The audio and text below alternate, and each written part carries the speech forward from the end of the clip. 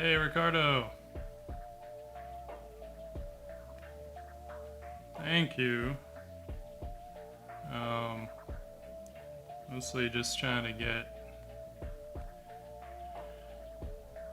back to doing some of this stuff. Um, every now and then it's so nice to just do some studies, see what else we can kind of add to our arsenal of art knowledge and techniques. Um,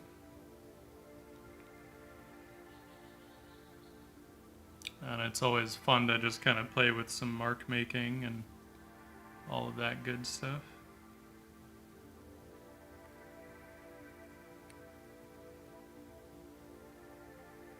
I'm just getting landmarks in here. I'm not actually gonna try and get detailed with the pencils because I want the paint to do most of that work.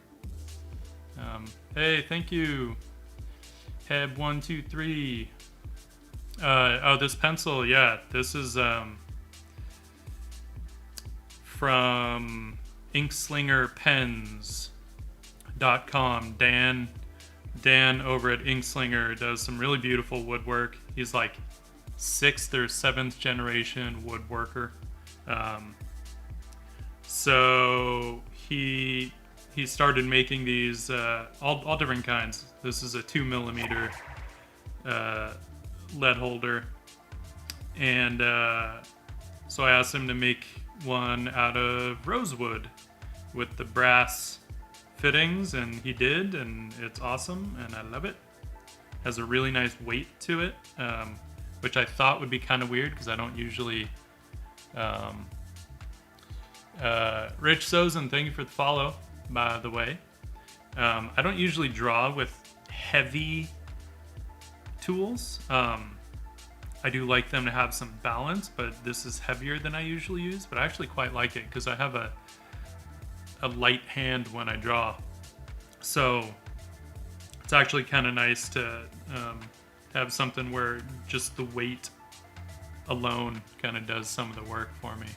Sorry. So I just have this white card because if I take this away, you can see the white balance on this goes really cool. Even though the lights are very balanced.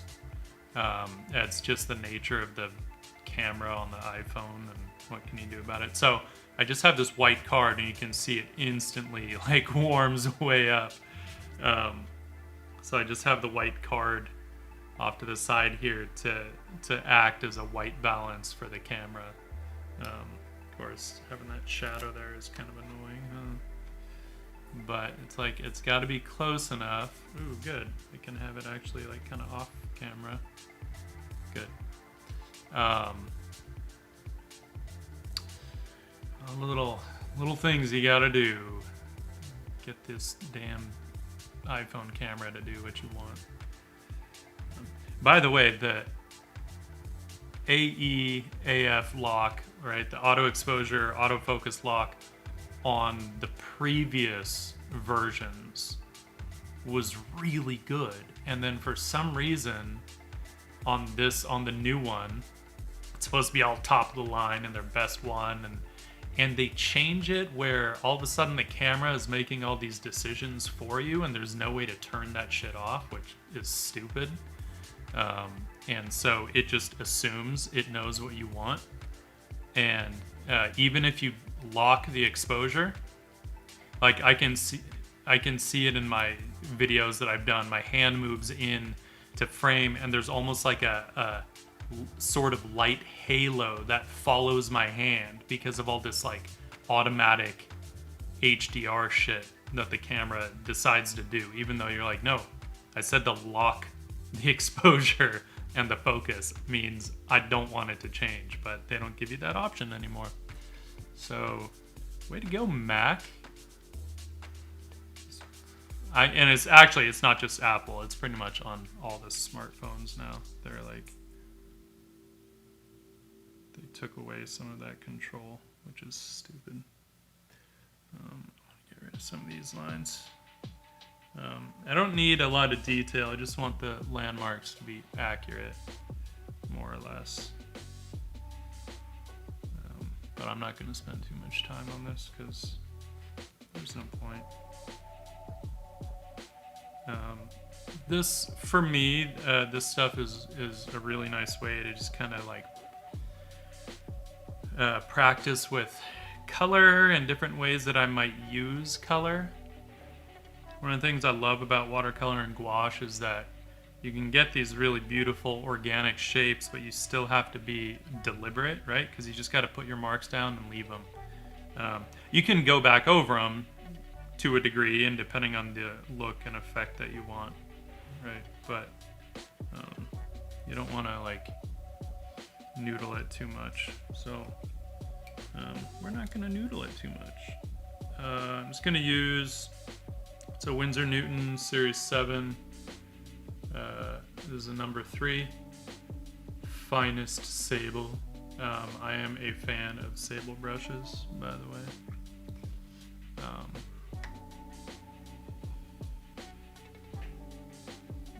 I like the control that I have. Synthetic brushes tend to have a weird kind of spring to them that I don't really like. The fuck? I don't want a software update.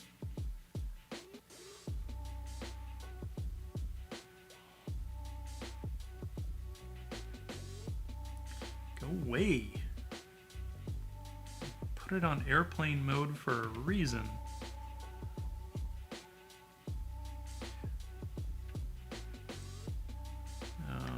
So this is the only thing. I wish you guys could see the palette. But if I pull the camera back too much, then this gets really small, and then you can't quite see what I'm doing. And I feel like you might want to see the brushwork.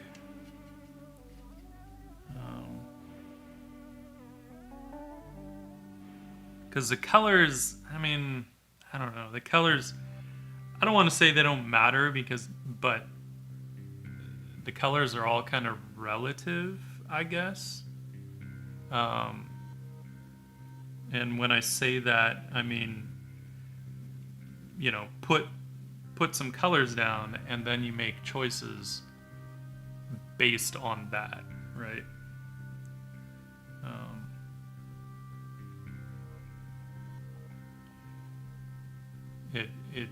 Unless the goal is to completely accurately depict whatever it is the reference you're looking at. By the way, I'm looking at reference of Sasha Pivavarova because I think she has an amazing face. She's got this like perfect face that could either be like a pixie or a vampire. But I love her features. She's like beautiful in a very striking kind of way, you know, and sometimes like under certain lighting her features are very severe, and it's kind of amazing. But I do not like to show photos that I don't have the rights to, or aren't like some kind of public domain or something, you know. Like if you buy reference photos, cool, but I personally don't like to show, you know, I mean, this is for some fashion shoot, I think for Elle, you know, and I don't have the rights to that. And if there's anything where you could potentially make money off of it, even if it's just a little bit, it's a good idea to, you know, not show someone else's work. At least that's my thought process.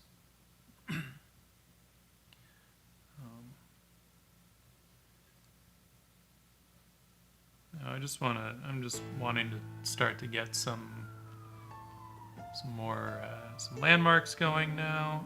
Not just landmarks, but actually get into the lighting and whatnot.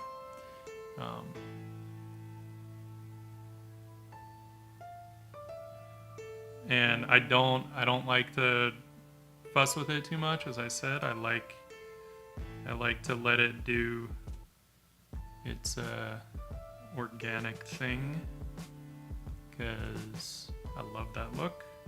Makes me happy. I feel happy.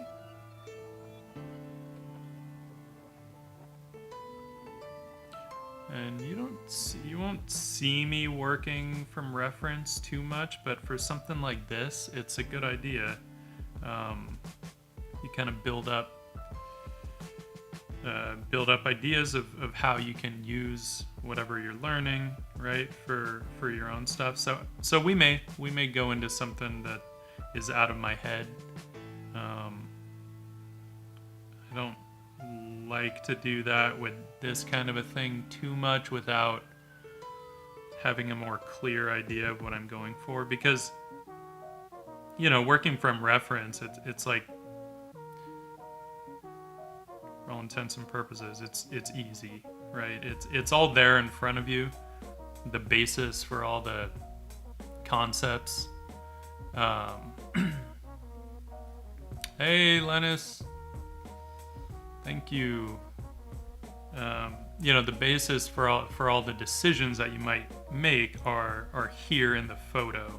That's why I say it's easy, because then you just have to kind of take that and decide what to do with it. Whereas when you're working out of your head, you have to make all those decisions to begin with, and then decide what to do with them, and that takes a bit more doing, a bit more figuring out, because you don't want to fuck it up too much, especially with watercolor and gouache. You can't really take that stuff back. I mean, gouache you can to a degree. You can paint back over it if you paint opaque, but I'm really mixing it with watercolor, so, which right now this is just watercolor. We'll bring the gouache in a bit later once I have the shadows going.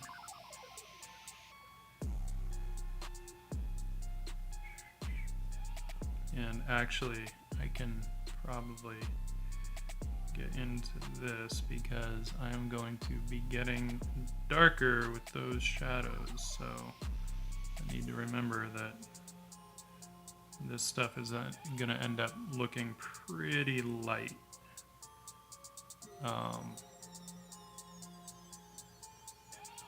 By the way, I'm working on Strathmore 400 series Tantone multimedia paper. This is the sketchbook that I made myself, that I hand bound. Figured it's past time I do something with it. Took the time to make it, I should use it. So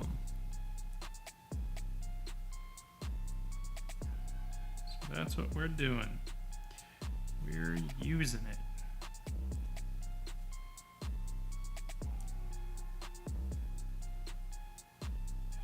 Lose some of these edges.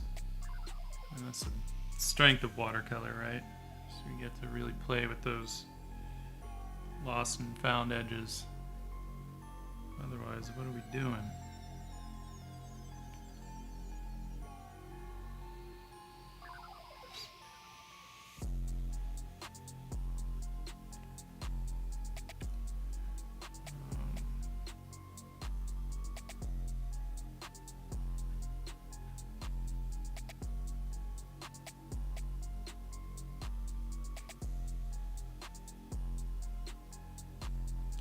And I'm laying in the darker tones because the light tones will be opaque, so they'll be able to sit right on top.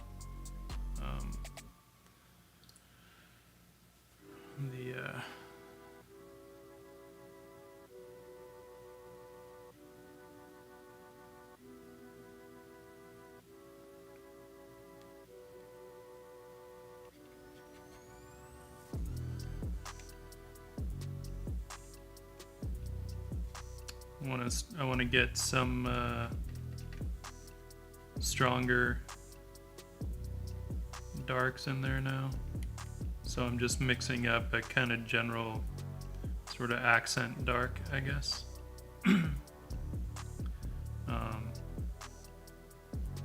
Which is sort of a desaturated, not quite a purple, probably a little warmer than that, but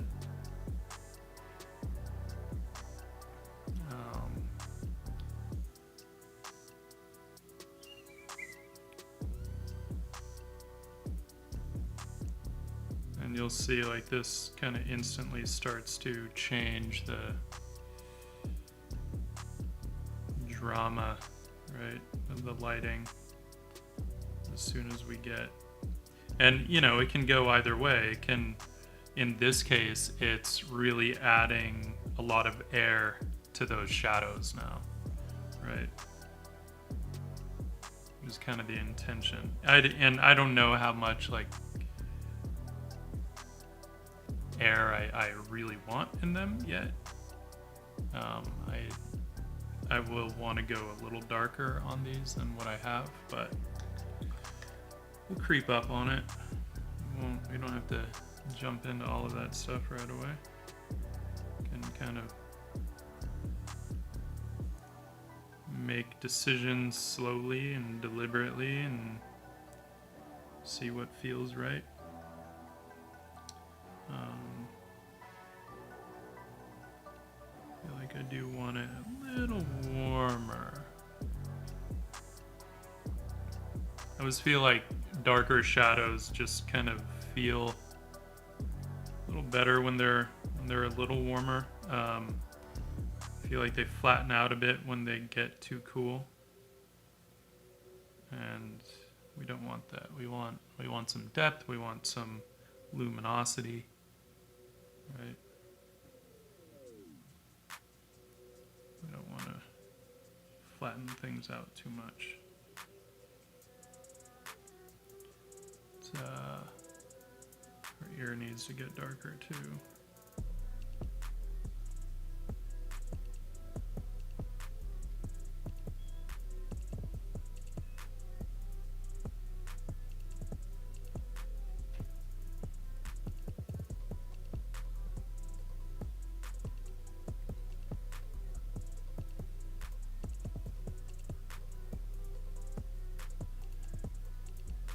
Hey, thank you, False Visual. I appreciate it.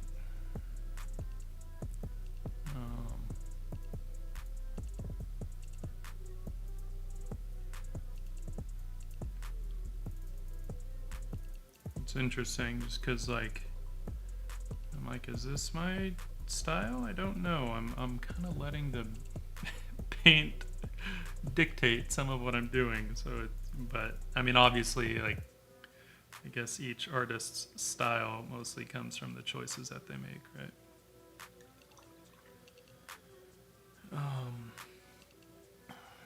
Now in the picture, the shadows on the shirt, because she's wearing a white shirt, and the shadows are really cool, but I feel like I need them to tie in a little bit more to the rest of the image in this case. So I don't want to go like it. The shadows are like a clean light blue, and I don't think I want to. We'll see. I may come in with some gouache and add a little bit of that nice blue in there. I don't hate the idea, but let's see. Let's see about that.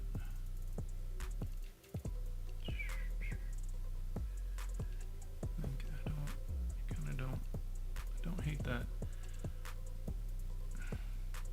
Gives a nice kind of air to those shadows, huh? All right, let's run with it. Why not?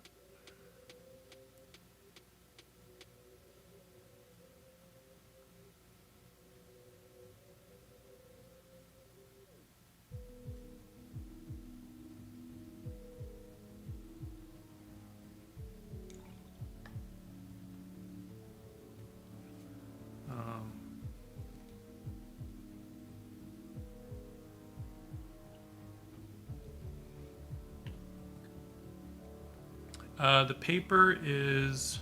What did I go with on this? I don't remember what I cut it to. 9 by 12, I think? Yeah, it looks like 9.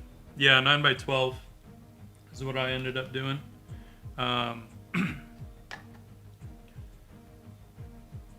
This is a book that I actually made myself. When we get a little further along, I'll pull the camera back and we can take a look at the book.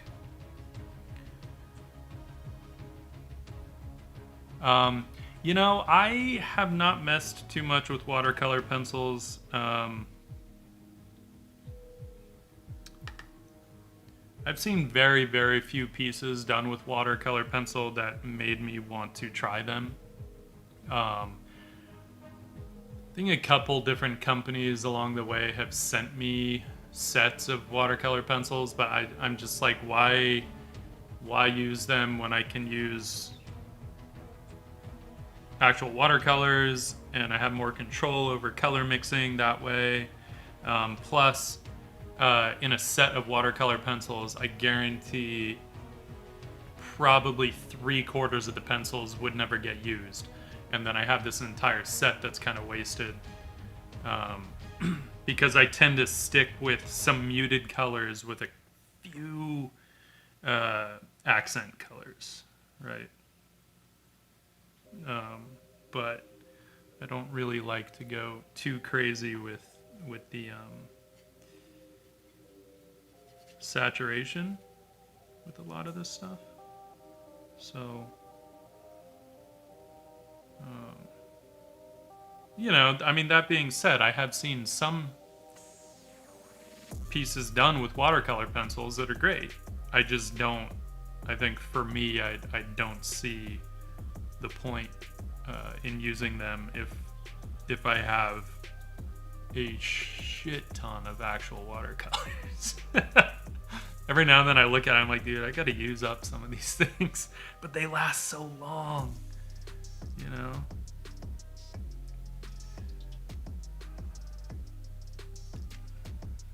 So I get start to get a bit of color variation. And watercolors are a great example. Again, I mean, I will probably say this every single stream, where, you know, Harvey Dunn's observation of Howard Pyle's color struggle, you know, where the shadows carry the drawing and the lights carry the color. And I feel like watercolor, maybe more than almost any other medium, painting medium, demonstrates that. I want to get into some of the midtones, the lighter, so I just want some opaque, bit of opaque colors here. I've got some white. I have a few different gouache colors, but I tend to mostly kind of just use white with the watercolor. I don't really tend to need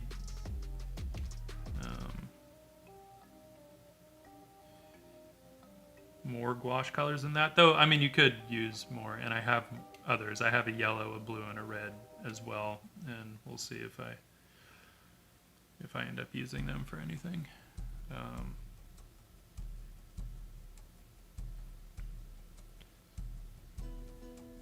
And this is just gonna be hitting midtones.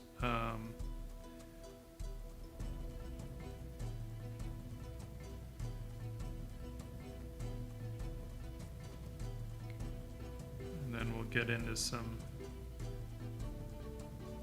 lights on top of this.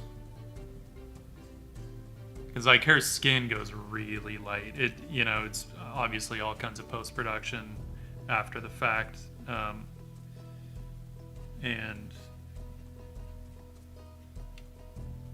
So that they just skewed like way cool with it. All right, so I just mixed in with a little like bluish white to cool off. Some of these planes on the right hand side.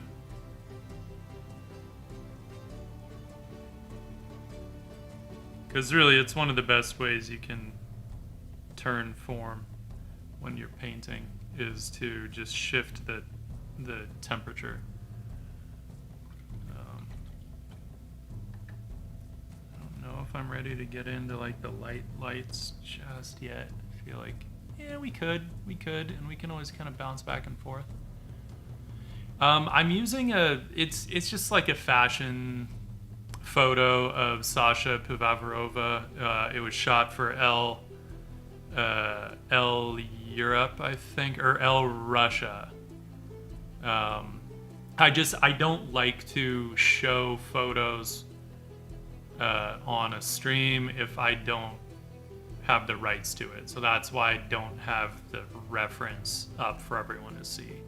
I just think it's probably just coming from advertising. We don't, any stock or anything like that we don't have the rights to, just nope, doesn't get to get used. And if there are photos used, even if it's photos that we shot ourselves, we still have to show that, hey, yeah, this is an original photo. So I don't like to show this stuff if it's not mine, or if I'm not, if I don't have some kind of rights to show it, especially on something where, you have people subscribing on Twitch, you might have people dropping tips.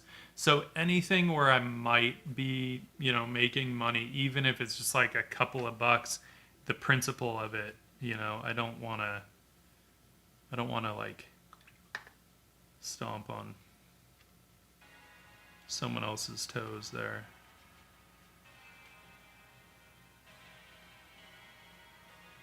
It's just the professional in me. Like, nope. Now this is gonna dry a bit darker. Also, it's the one thing with the phone camera, but even, any camera, it's hard to get the right exposure on some of this stuff. Like any kind of a universal exposure. But this stuff will darken a bit as it dries, because that's the nature of gouache. It's one of the things we love about it, right? Lighter colors dry darker, darker colors dry lighter. So much fun. But the nice thing with gouache is that you can also, I'll be able to come back in and soften some of those edges. I don't need to worry about it just yet, though.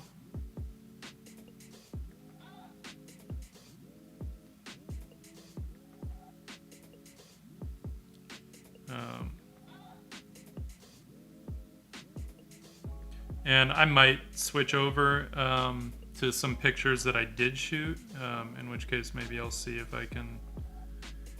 I should have set that up probably beforehand. I don't know if I can add that in after the fact or not.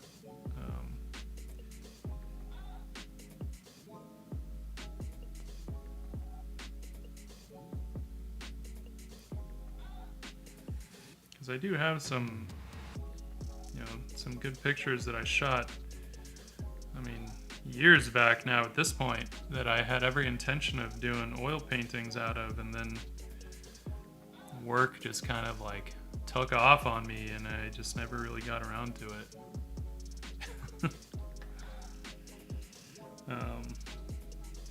But what are you gonna do? Want a little bit. So some of this, I feel like the color is feeling a little kind of blah. So I just want to get a little bit more color variation. I'm gonna amp up the stuff around her eyes too, because in this image she's got like really dark eye makeup, and like eyeshadow and liner and all that stuff. Emmanuel, hello. How you doing? How you doing? We're just getting some practice in. Practice. I don't like to get really detailed in the shadows. I like to kind of let them do a bit, kind of, I don't know. So I just want to soften some of these edges. I don't want those too hard in there. Let's get that eye makeup in there. That stuff's cool and it kind of changes the vibe, right? I mean, anytime you start getting into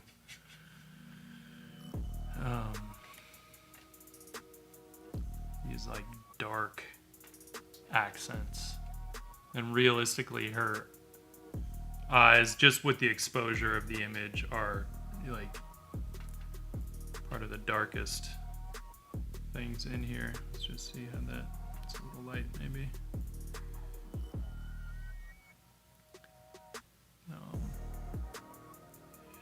So let's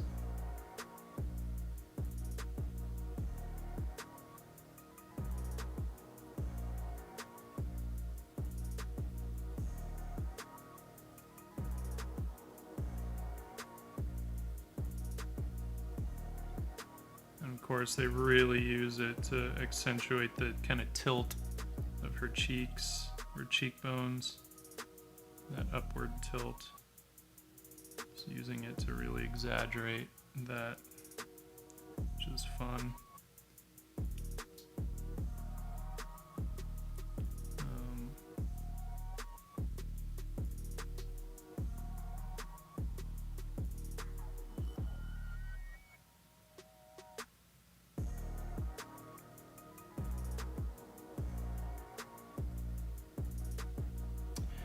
This is Strathmore 400 series tan tone paper. Strathmore does make a 500 series book hardcover, but for some brilliant reason they just chose the absolute worst binding for it. Don't ask me why they didn't go with a lay flat binding. It's beautiful paper, but as soon as you get about like 4 or 5 pages in, it's just really hard to keep the book open because the paper is so heavy. And they just, I don't know what the hell they were thinking. They should have consulted an artist or two before they finalized that one. So this is a book that I ended up binding myself. Because I wanted it to lay flat, and I still wanted to have beautiful tan tone paper, because Canson discontinued their oatmeal scrapbooks years ago, which is too bad because those things were awesome. Just beautiful color in the book, and nice heavy paper that took wet media really well. I don't know why they discontinued it, to be honest. Most artists, I think, miss those books. So,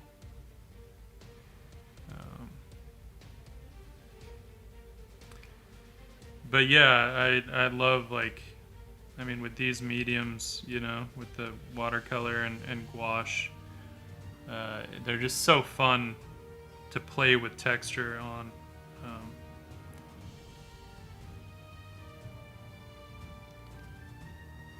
They do it so well.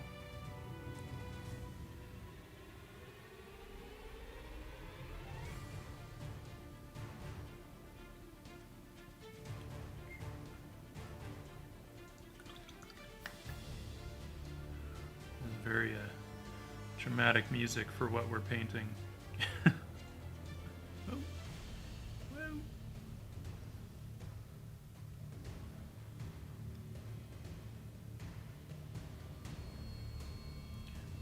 see, this has some gouache in it. It'll probably end up darkening a bit as it dries, but we can always lighten it a little more. It's a little bit cooler in its own way.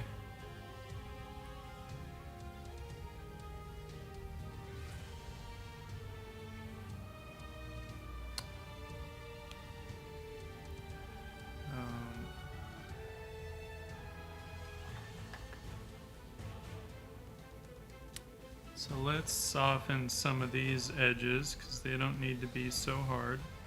I just wanted it to dry a bit.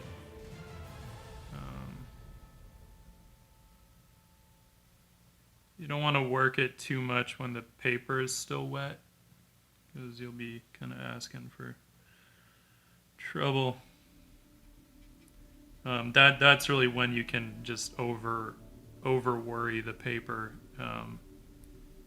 If you work into it too much when it's wet. You know, I mean, this paper is heavy and it can take a beating if you let it dry a bit between layers.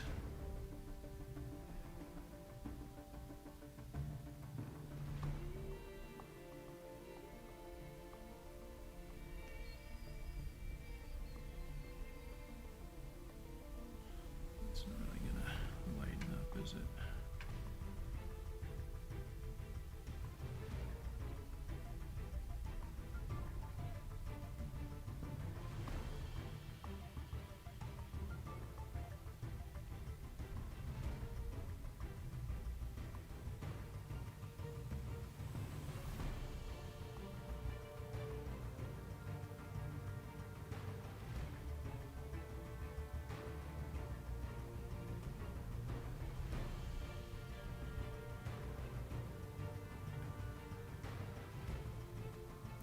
Let's get the other thing that'll change this a bit is the actual lights, because her skin is not fully lightened up yet. So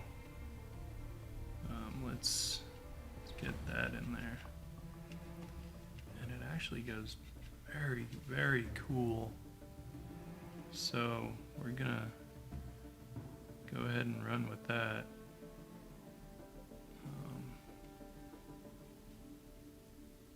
Get some full-on manganese blue and in this white. Little bit of Pyrrole Scarlet, I think is what we landed on with that. Let's see here. I think that'll be good.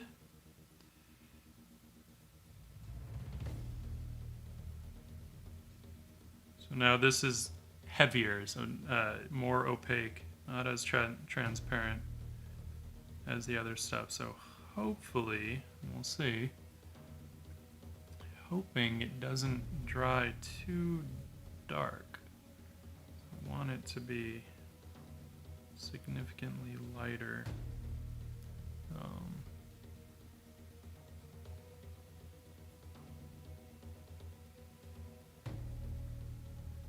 Feel like it'll dry a good value. If not, try it again.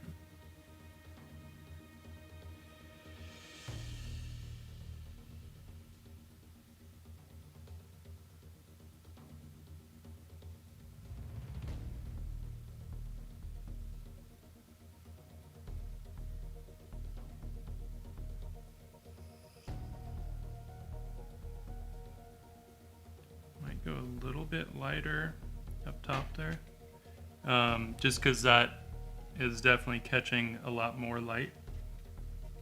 So I feel like up here should be a bit lighter. Not to mention some of the blonde hairs are like really going to like the same value as the skin, which is kind of fun.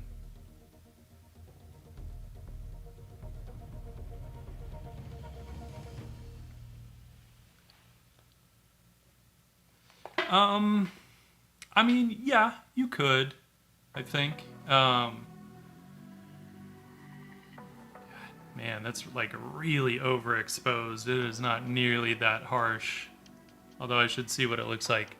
In OBS, it lies to me. Okay, what you guys are seeing looks better than what it looks like in OBS. Good. Um,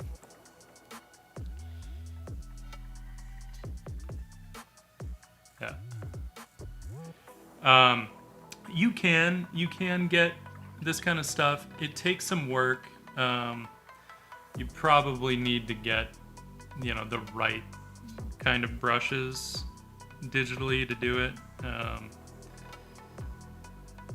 But some of it is also just a matter of like don't render it so much digitally. I think you could get some nice texture. It might not be this exactly, because I will say watercolor, that's the toughest medium to mimic digitally. It is the hardest. Always has been, probably always will be, because you're dealing with so many different organic processes, right? Ooh, that's way too yellow. Hell no. Between the organic nature of the brush bristles, right? The organic nature of the texture of the paper, plus the organic nature of water soaking into the fibers of the paper and the paint interacting with the water. There's a lot going on in what seems like a very simple kind of a process. So yeah, watercolor, not an easy one to mimic digitally. I think Max Ulichny has probably gotten the closest that I've seen with his Procreate brushes. He has a great set of watercolor brushes for Procreate, but the basis for them is actual watercolor. Like, he created and scanned in high-res watercolor textures, and so as a result, they look very much like watercolor, but unlike some of the, say, gouache or oil brushes that I've seen digitally, where you can get away with like 2 different brushes to get all kinds of different looks. With the watercolors, like, you have to end up using a bunch of different brushes, because you have to kind of make them very specific for each technique, whereas in the actual watercolor it's a little easier to just kind of like let it do its thing.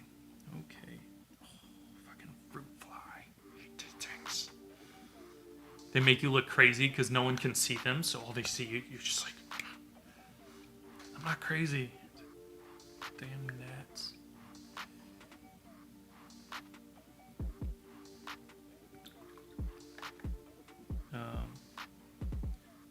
And it's funny because like the stuff that makes watercolor difficult to mimic is also the stuff that like just makes it so fun to use, where like you can't, at least I don't want to say you can't, because I could name a couple artists that would completely defy what I was about to say, but I was gonna say you can't try and control it too much, but that's not entirely true. Anders Zorn controlled it perfectly fine, as did Sargent. It's not the way I like to use watercolor.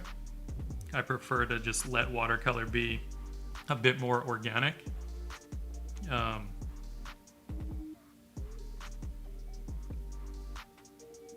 But if you want to control it, if you want to render the hell out of stuff with watercolor, do it. It's just not my preference. But, whatever makes you happy. I think I want to get the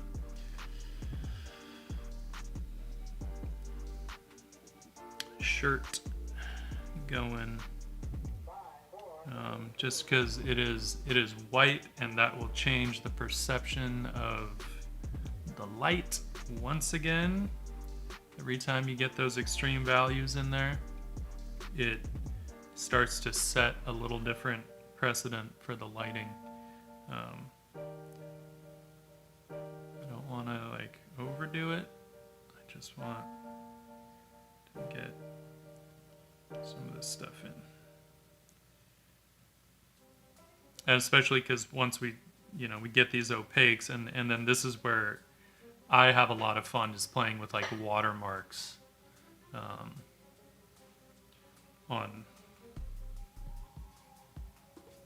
these. They're really kind of organic watermarks, and that, to me, that's one of the biggest strengths in gouache, are the watermarks that you can get. Man, they really like, well, it's really only here.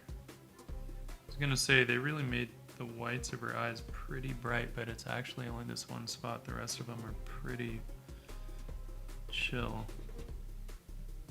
So let's see if we can get that.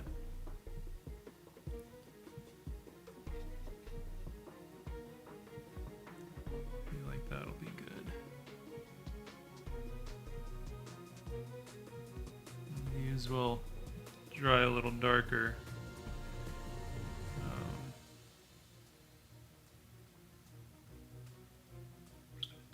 She's got these crazy blue eyes, so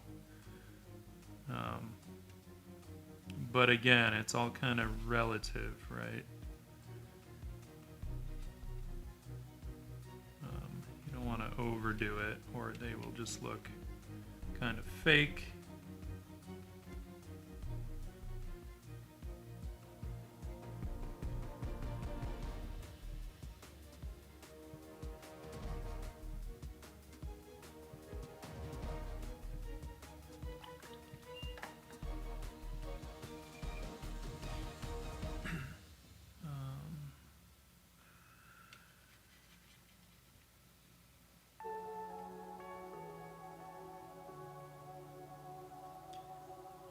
That some of that coolness that we have.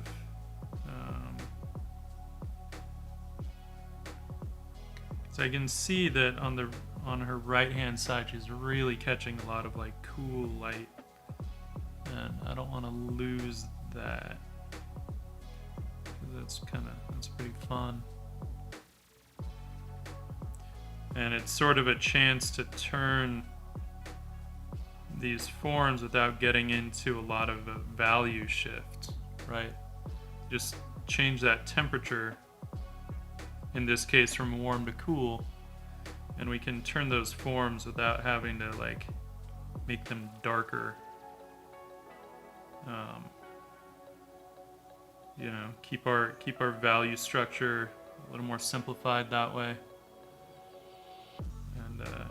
That starts to kind of do the work for us.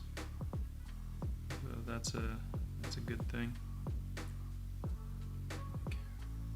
This hair needs to be a little darker though.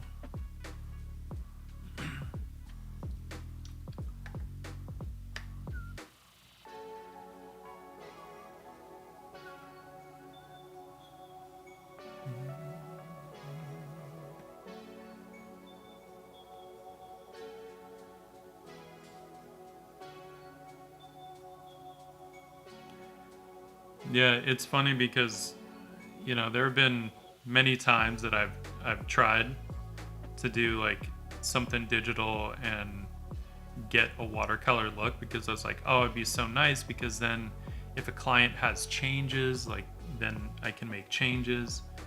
But man, the amount of time that it takes to make a digital piece actually look like a watercolor and not just digital with some watercolor kind of textures, it takes so long. Most of the time I could have done it faster in actual watercolors, because they're so direct that, you know, they don't take long. You know, you just have to be kind of deliberate with them. You have to be patient in the sense that, you know, make your decisions and don't fuck it up. A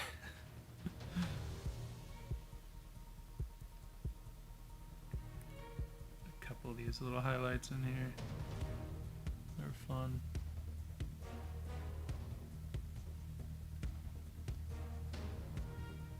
I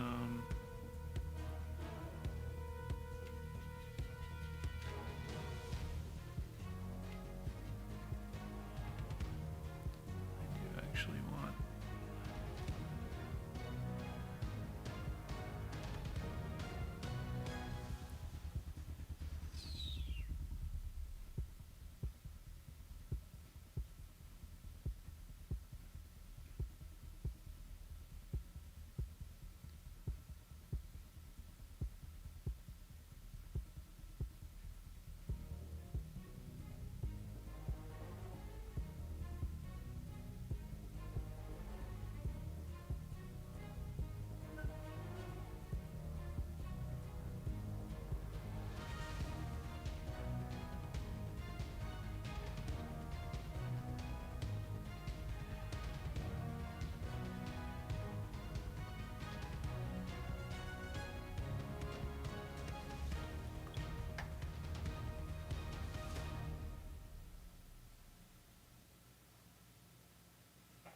Let's get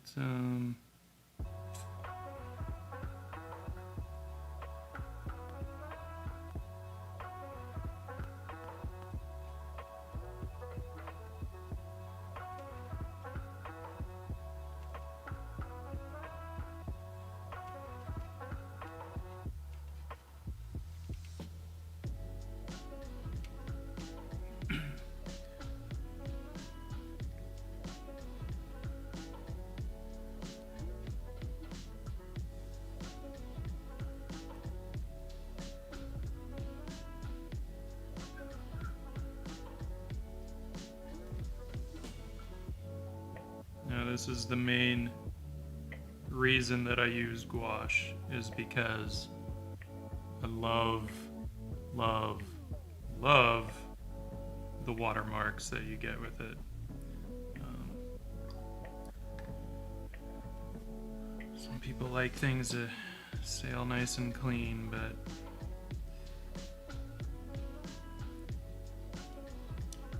not me. Give me those watermarks.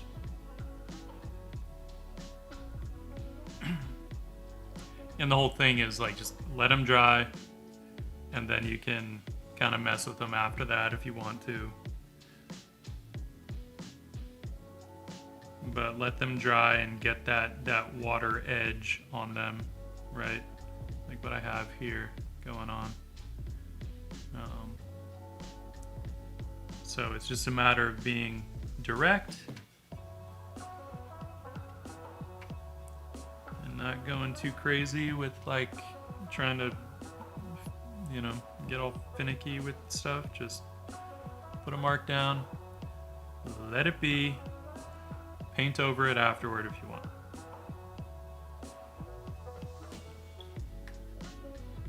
And like this one, you know, got a little bit dark, so I will probably lighten that up a little, which I can probably do if I get most of the water out. But let's leave it. Let's not mess with it yet.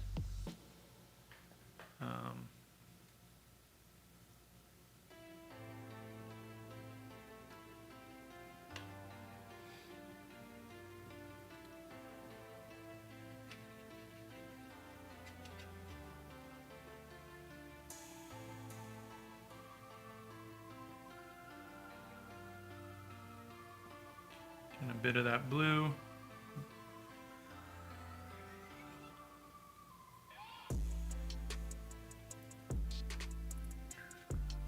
In the shadows. In the shadows. kind of want to get a little more of a hint of her arm in there. I don't want much. I'm not gonna like render out the whole thing or anything, but I want a little bit in there. Keep it simple. Alright, don't want to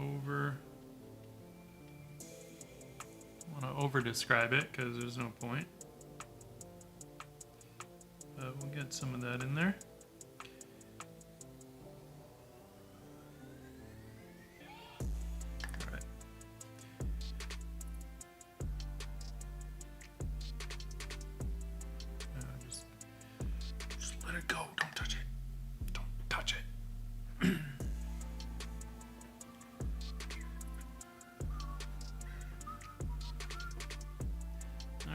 These are starting to dry, which is cool. So we can just, you know, finesse some of the edges if we feel like some of it's a little too strong. That's fine. You know, don't have to get it perfect on the first go around. We can lighten these up a little bit.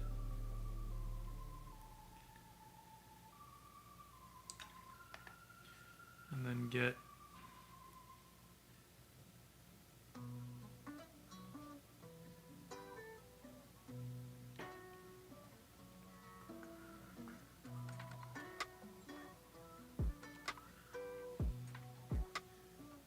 I feel like this is a really nice opportunity to get a bit of warmth in those shadows. More than that.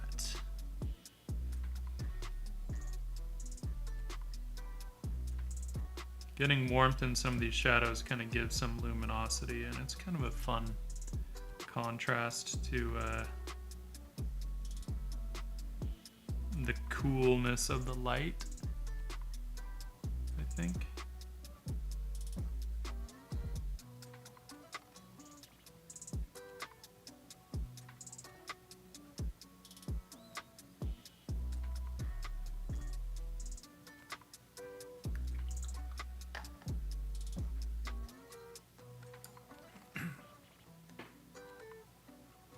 Yeah, that's kind of a fun little like hour long sketch there. Let's see if we can get a little closer for y'all.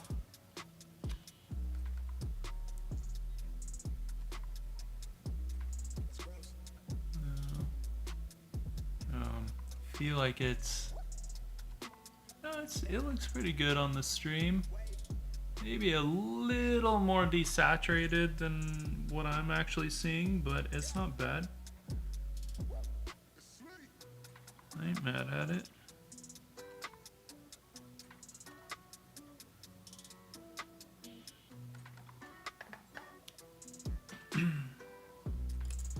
Yeah.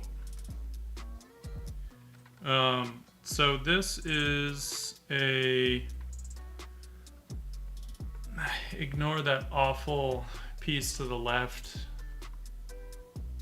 I had done something and totally rushed myself when I should not have. But this is a book that I made. I bound myself. Let's get the whole thing here. Hardcover, faux leather binding, because I just couldn't justify using real leather on a sketchbook. But it is a hardcover, and using Strathmore 400 series multimedia Tantone paper. So the nice thing is it does actually lay flat when I open it, which is awesome. I feel like that's how it should be. I think some of the glue got in between the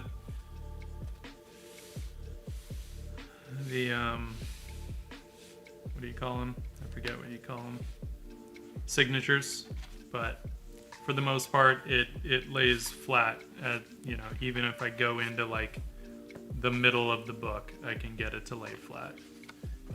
Unlike the book that Strathmore actually made. So, yeah.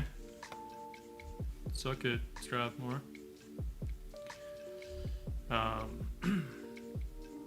Yeah. I'm gonna do another one, I think. So keep our paper there for the white balance. And let's just keep going.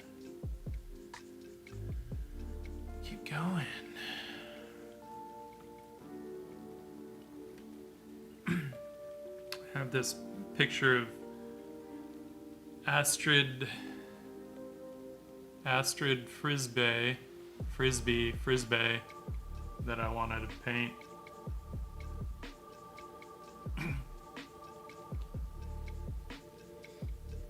Just because she looks kind of like my character Dakota, at least the image that I have in my head of Dakota.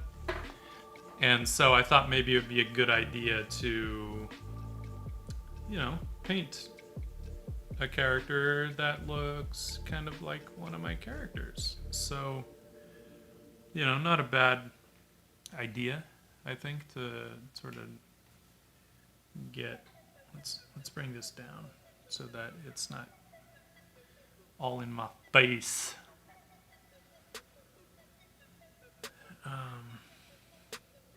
Just do like a head study, really. I mean, her hair is nothing like Dakota's, but her features, like she's got the interesting angular jaw and stuff. And she looks awesome. So I thought it'd be fun to paint her.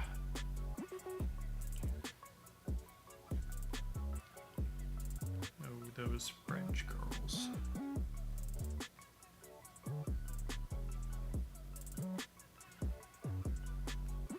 She's French, Spanish, or something. I think I knew this at one point, but I don't remember. She's got those cute little ears. She's got this kind of cool haircut. Not really one that I would associate with the features that she has, but it's kind of fun. Like just the full-on straight across bangs. And it works. I don't know if I'll get into her crazy earrings. Maybe I will. Just a wild thing of like, I'm guessing it's diamonds because it's like a red carpet event or something. So, I think it's at the Cannes Film Festival.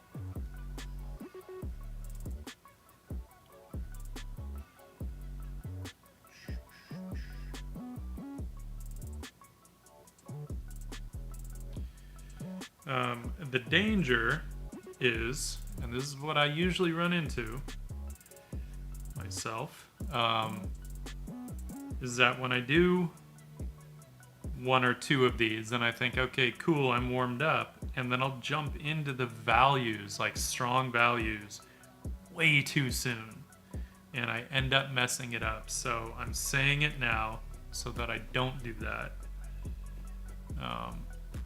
Because it's always disappointing when you like knock out a couple that work out really well, and you're like, oh hey, you know, that wasn't as much of a struggle as I thought it was gonna be, and you get overconfident, and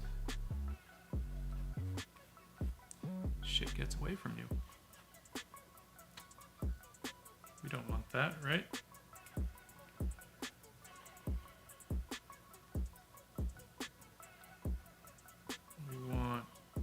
We want to only be painting 100%. No room for failure. 100% all the time.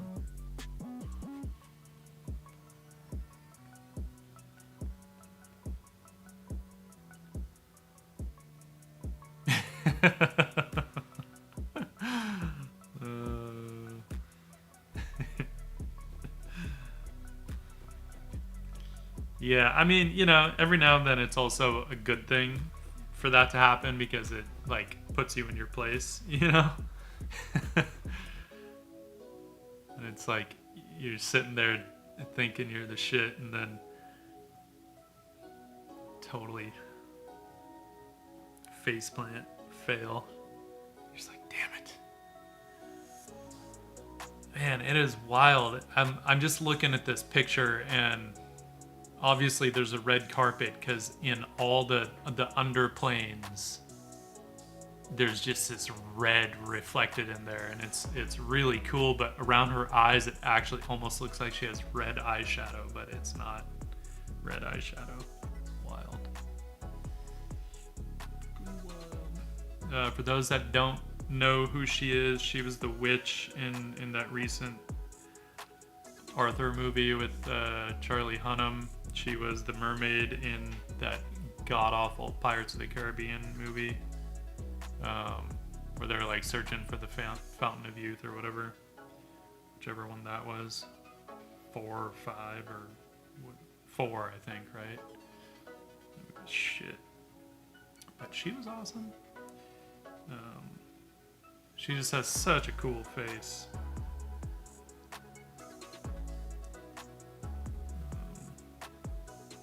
Because she has this like, I don't know, she has these almost cartoon features, I think, which sometimes can make someone difficult to draw because you don't want to overdo it, and then sometimes you end up not going far enough. So we'll see. We'll see what happens. There's any number of ways this can go wrong, and we will do our best to bypass all of them. This one's a little tougher because the lighting is definitely more subtle. I don't have any like heavy cast shadows to work with. You know, it's not a fashion shoot. It's just out in the open on the red carpet. So they don't have like special lighting set up just for this. Let's make sure we get some of her face was getting a little narrow there.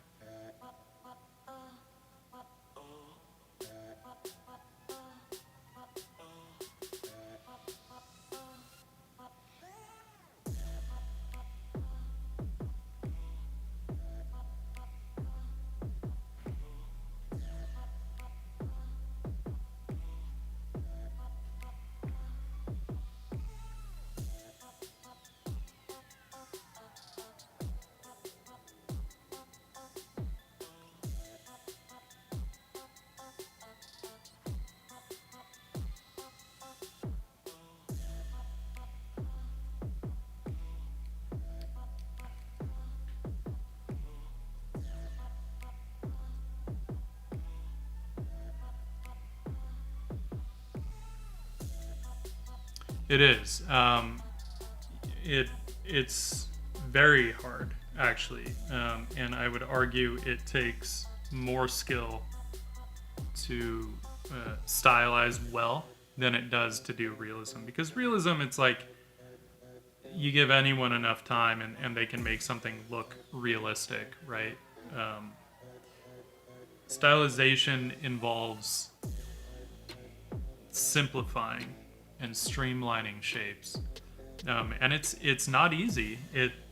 There's all kinds of subtle shape language and shape design that's involved, and believe me, it's a struggle for me too, especially like if I haven't been doing it much, like if I've been mostly just doing realism and then I try and like jump back to my monk and fish project. It always takes me a while to find that look again, and it's frustrating as hell because I find myself like backtracking so much every time I jump back into it after a while.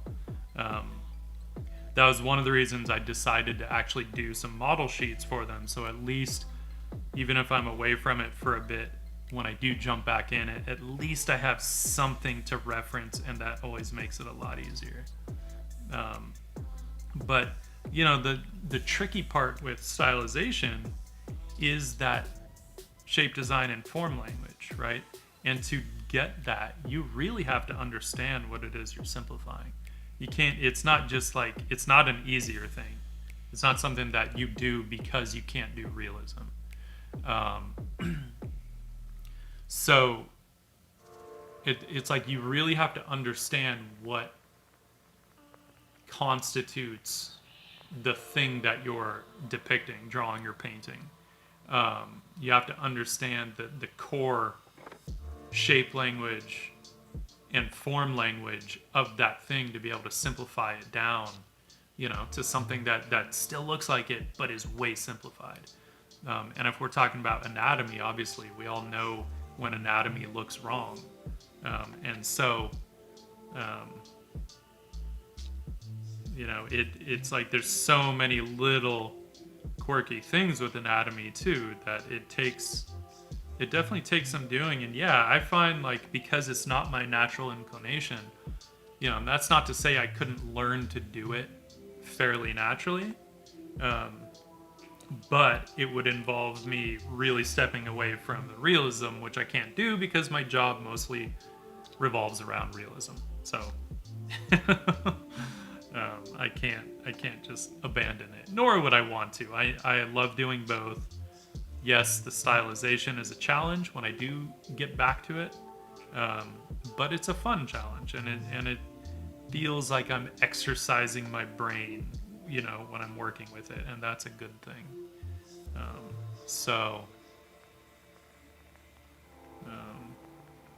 Yeah, it's not an easy thing by any stretch.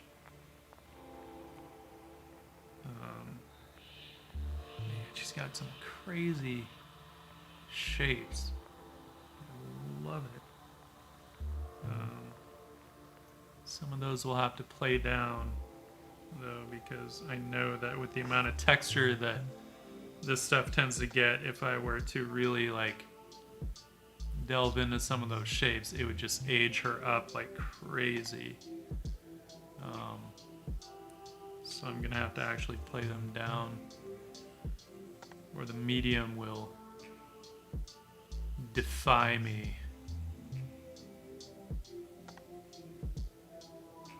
Alright, I don't really need to do more than this, I don't think. I don't see why I would.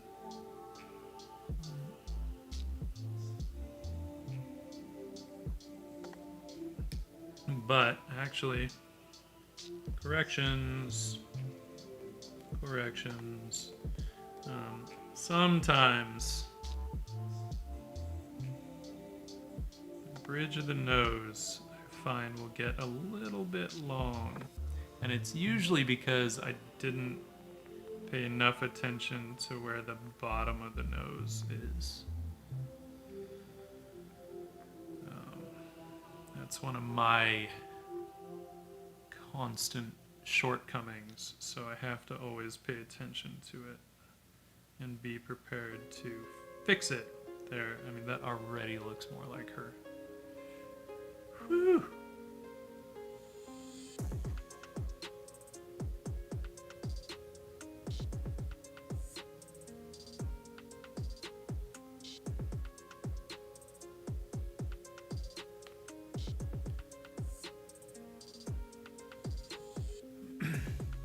Yeah, and because my natural inclination is more toward realism, that even my stylized stuff gets a little too anatomically detailed sometimes.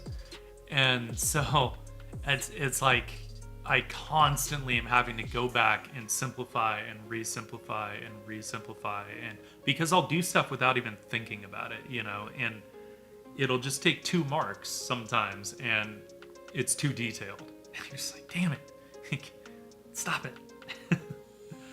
So yeah, definitely, like my brain and my natural inclination are constantly like making it more of a battle. Like I basically just have to be a lot more conscious when I'm doing stylized stuff.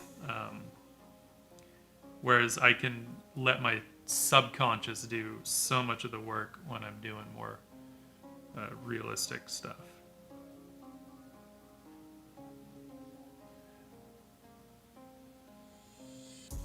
Which is nice because I can kind of turn my brain off a little bit and just let it do its thing when I'm doing the more realistic things. There we go. That's looking more like her. There. All right.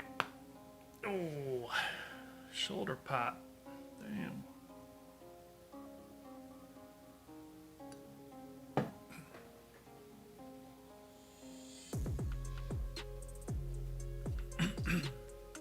All right.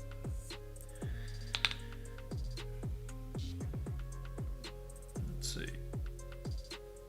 Let's do this. Damn, she's got these really... There's so much color going on in the shadows, it's wild. Because any forms that are pointing down toward the ground are picking up red from the carpet. Any forms in shadow that are pointing remotely up are picking up blue from the sky, and it's crazy. Because she has this like alabaster skin, so it's just picking up, it's just reflecting all the colors around it, right? Which is always really fun to kind of play with. But we're gonna have to simplify, or this is gonna get very, very like finicky. So I'm gonna go with warm shadows, but I want them to be clean.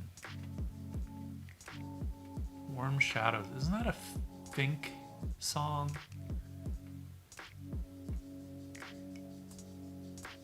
Is it Fink?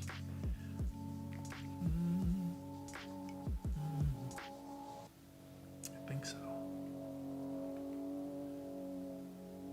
Luckily I have some warm shadows mixed up already, but I think I want them possibly even cleaner than that. Cleaner color. Now this will be interesting because this has a very kind of even exposure, so it's sort of, this is one of those things where it's really up to me how, I just want to test this color out because her hair is going to go dark, so I don't care about getting some other colors in the hair. I feel like that'll be pretty good.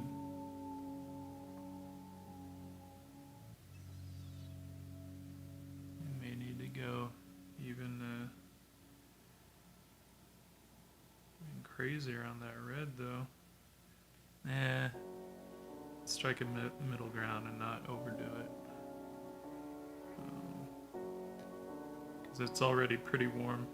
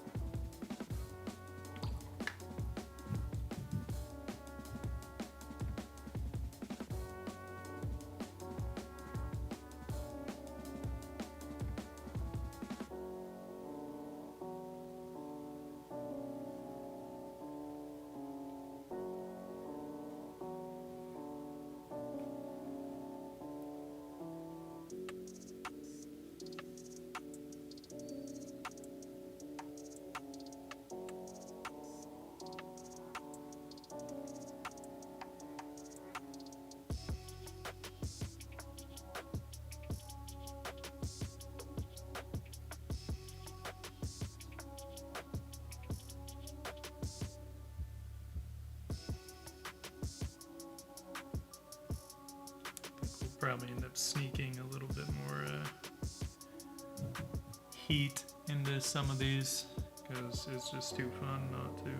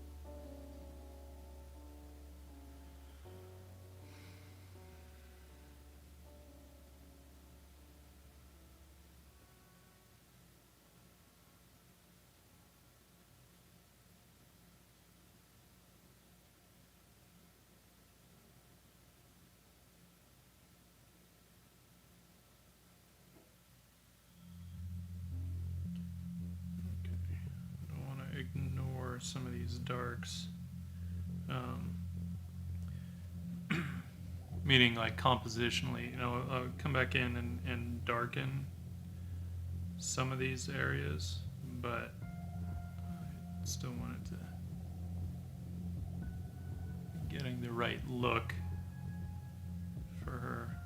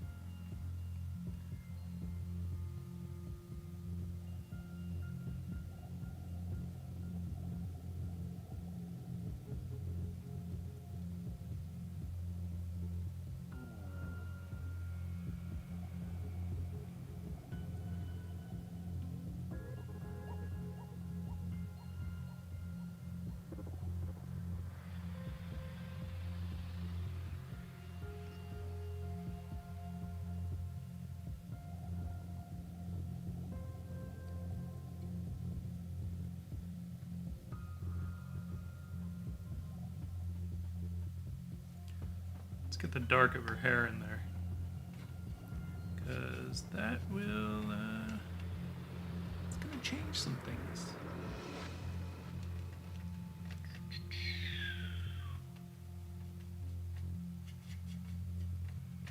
I want to go to brown.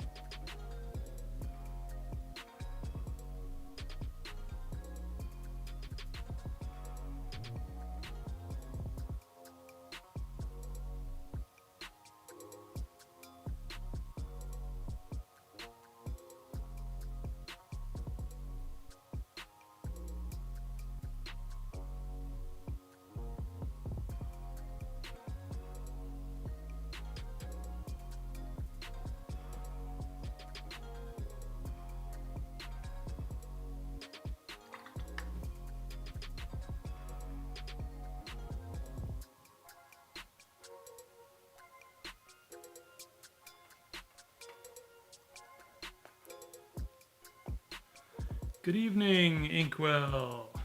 Thanks for joining us.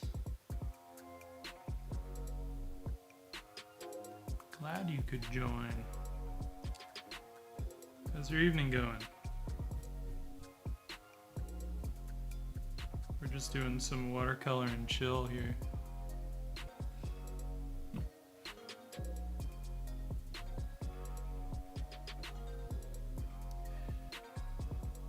It is kind of funny though sometimes when I think about it, because I find watercolors very relaxing, and yet they are something that, or a medium that is potentially very easy to mess up.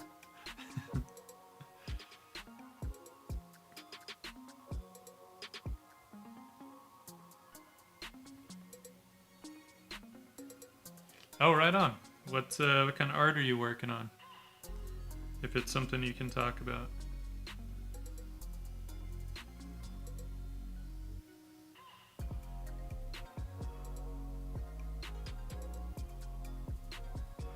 I like that we can hang out and do art.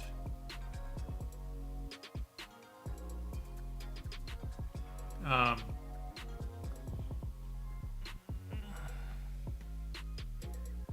me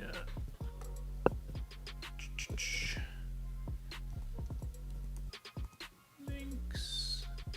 Oh, will this work if I do it? Hang on. I don't know if it'll.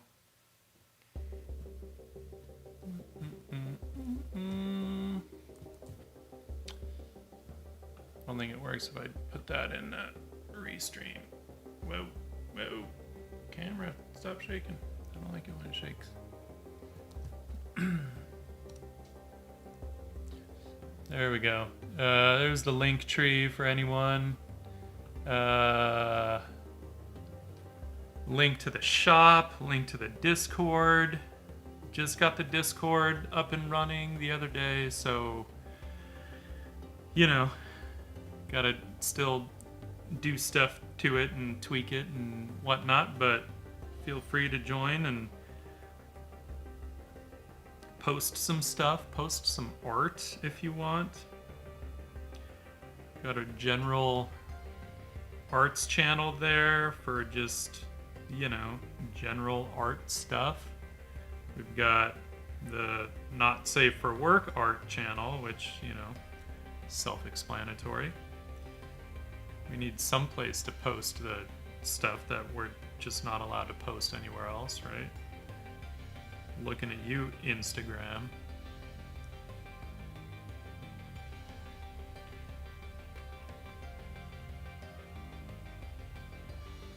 Claims they don't censor art, but constantly censor art. I actually can't complain though. They've never done that to me for some reason. They did it to Adam Hughes just the other day, and his was actually censored. And Instagram took it down. Like, that doesn't make any sense. It's probably some dipshit that reported him.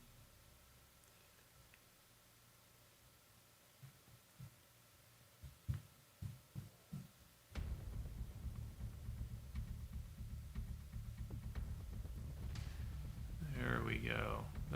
That changes the values a lot.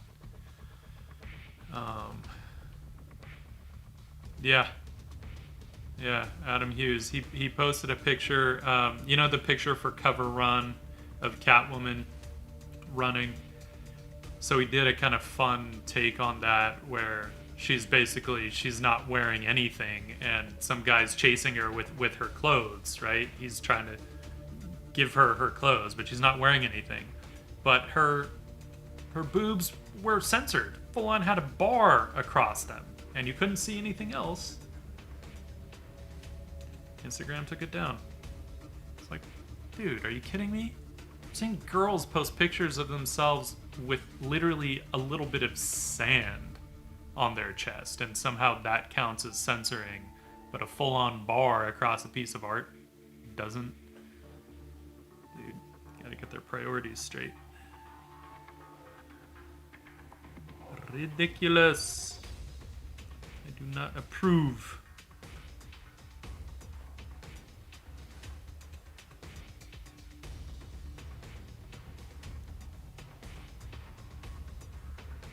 These eyes.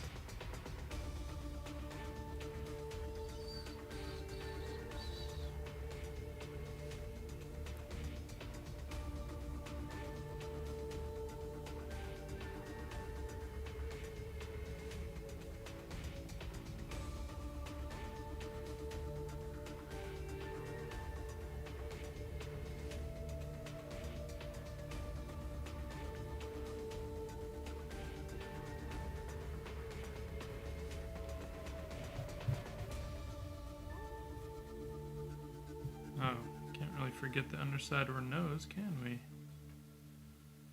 Don't want to forget that. I mean, we could forget it, but we don't want to.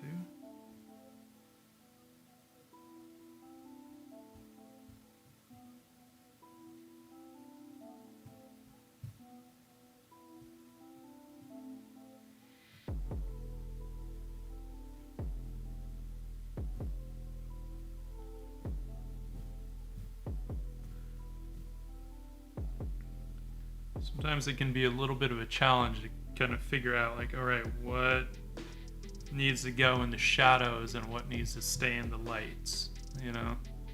You don't want to mix up those two. You need to figure out what's light, what's midtone, what's shadow, what's accent, what's reflected light. And generally that, you know, once you can figure that out, usually you can figure out which lighting scenario it needs to go into, or which section of lighting it needs to go into. Technically, I think her cheek here is in light, but the shadows in this image are so light that, yeah, it's almost mid-tone, I guess.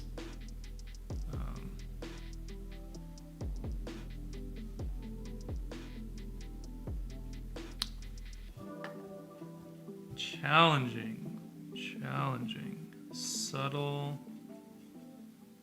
values, but I like it. I do want some shadow colors here that have a bit more blue, just because I think it'll be a fun contrast. Let's see what we can do here. Let's see what we can do.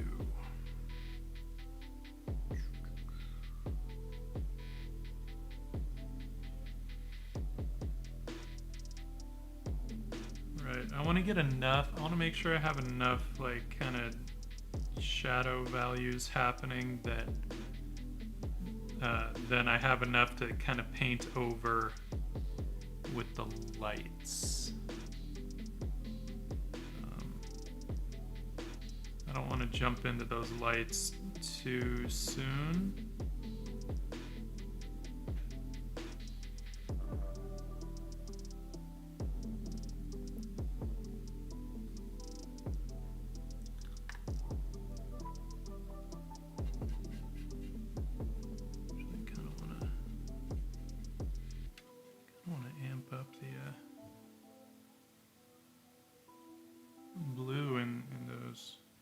I think it kind of amping up the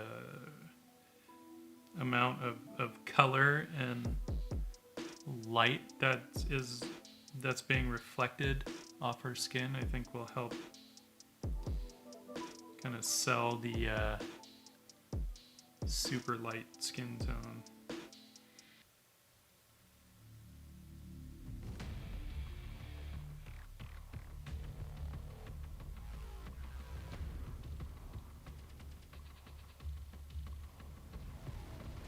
Okay, with the lighter colors, we can always paint over them if we don't like them, right?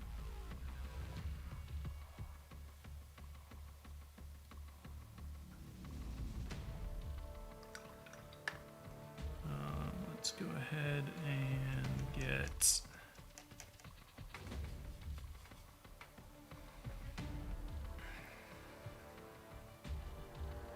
wearing this black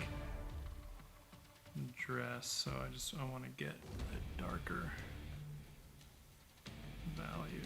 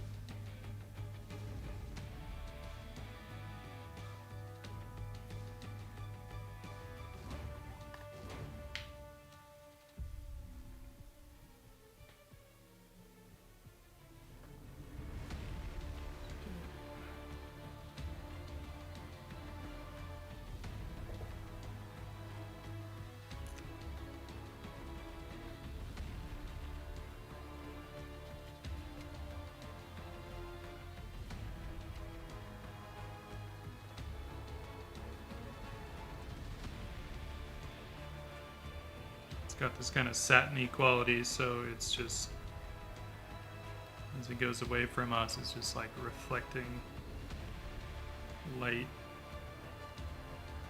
catching light, which is cool. It's kind of fun. I definitely want to go darker on her hair, at least in areas. It's still a little too light. I feel like there's some places here that need some nice accents. No?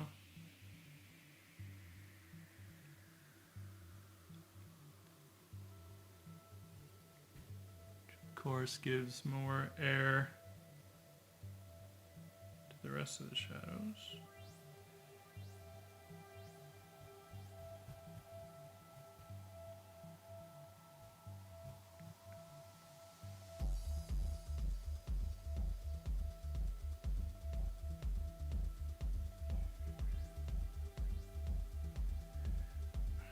It's always a question, like, sometimes I don't want to go too crazy with the eyes, but then, you know, if I'm gonna do it elsewhere, then I kind of have to. Luckily, she's got dark eyes, which kind of makes it a little easy. But the shitty part is that I can see these awesome reflections in her eyes, and I'm so tempted to get that in there, and I'm just like, is that too much? Overdoing it? Maybe.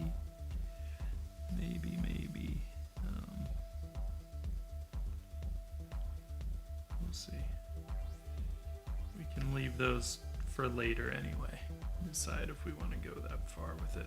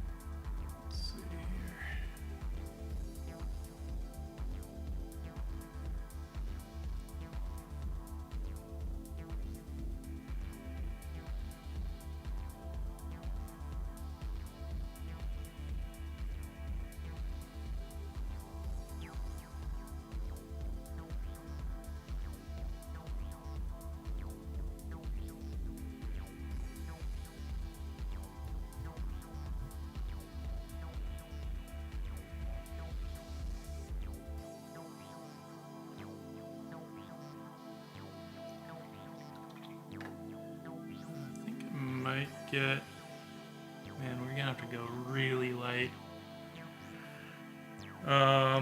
Unless we go darker first. I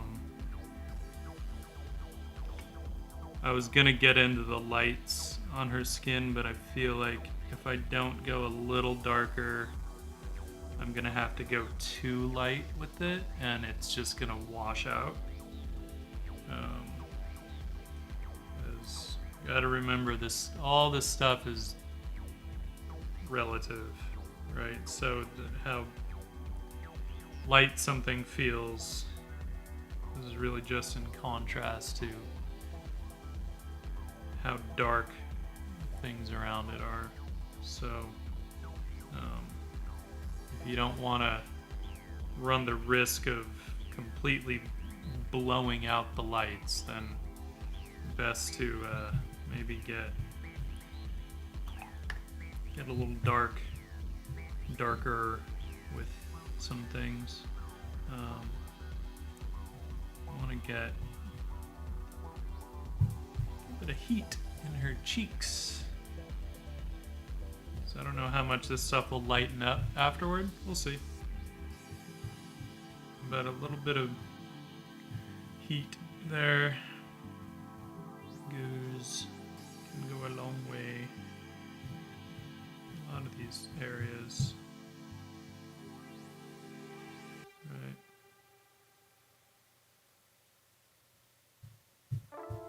felt like I was starting to get a little too precious. Sometimes I just gotta like get some marks down and break up that kind of like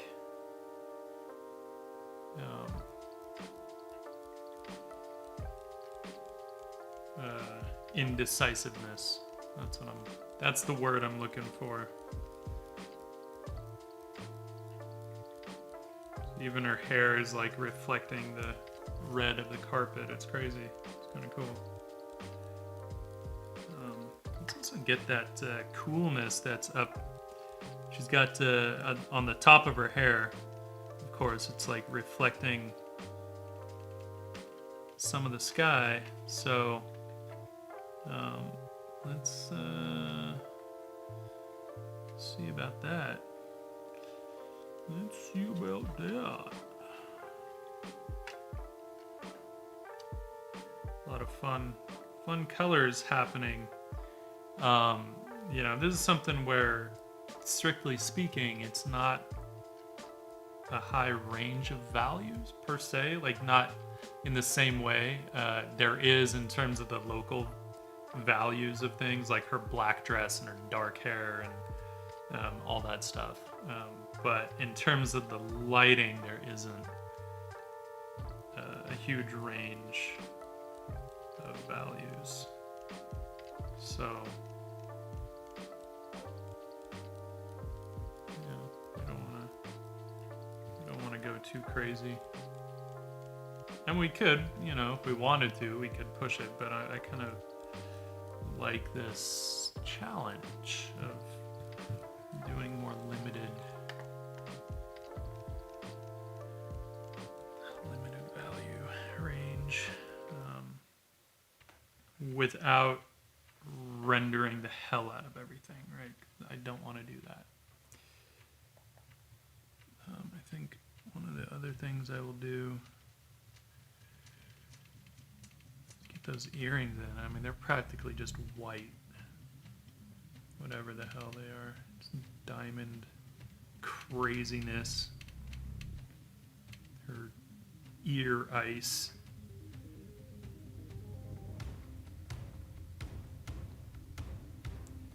Again, you don't want to get too precious with it. Just get the idea in there. Don't like. I'm not gonna try and go wild with some kind of rendering. Little tiny diamonds.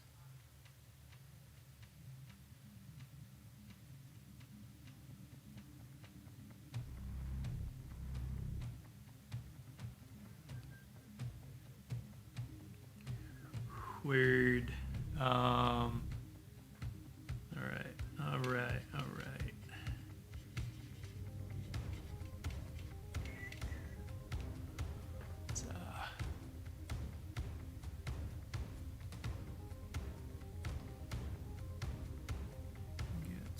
Let's, get some of this. Man, there's a lot of like warm and cool happening, so I'm gonna have to definitely like bounce back and forth a little bit with this stuff.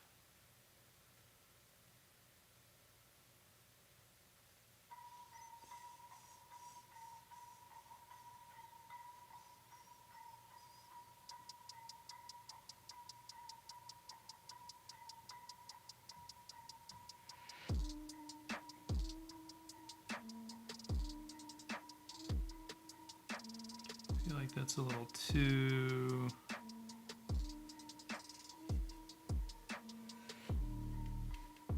pink.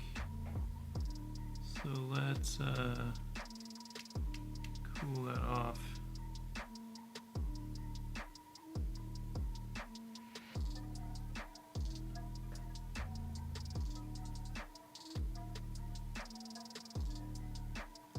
Too bad I liked that watermark, but way the fuck too dark. That's cool. We'll bring them back. I see what's happening.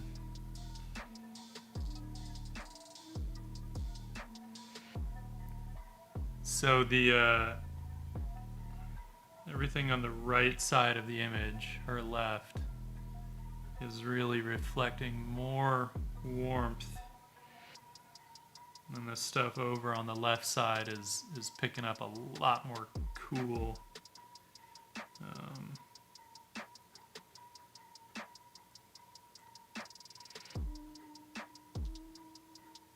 It's always nice when you can have something that's predictable in that regard.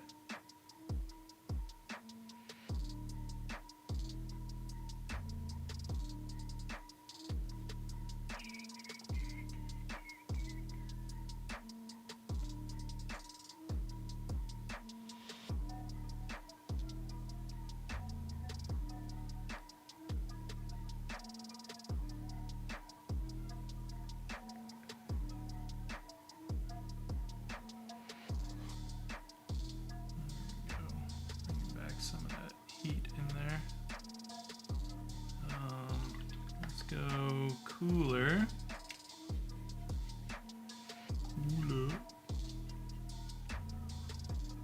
He's spitting the cooler.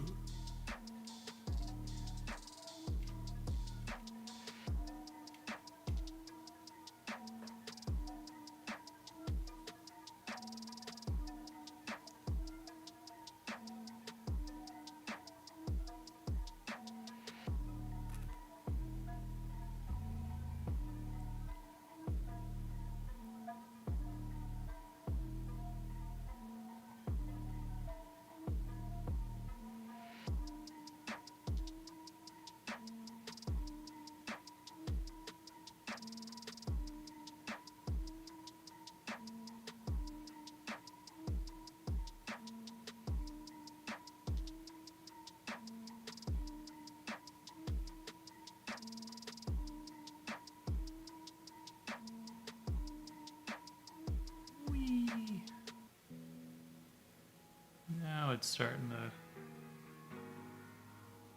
happen.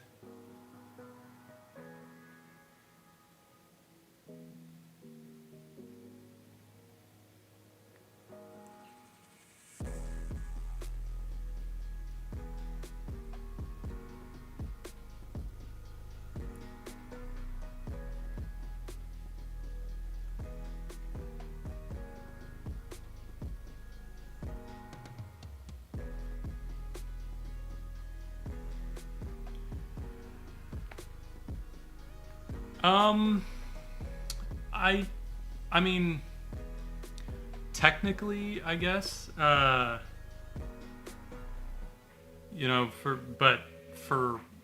work and stuff, I will, but it's hard to say that counts because it's digital, so it doesn't have to get larger than A4 visually if I don't want it to. But I will sometimes.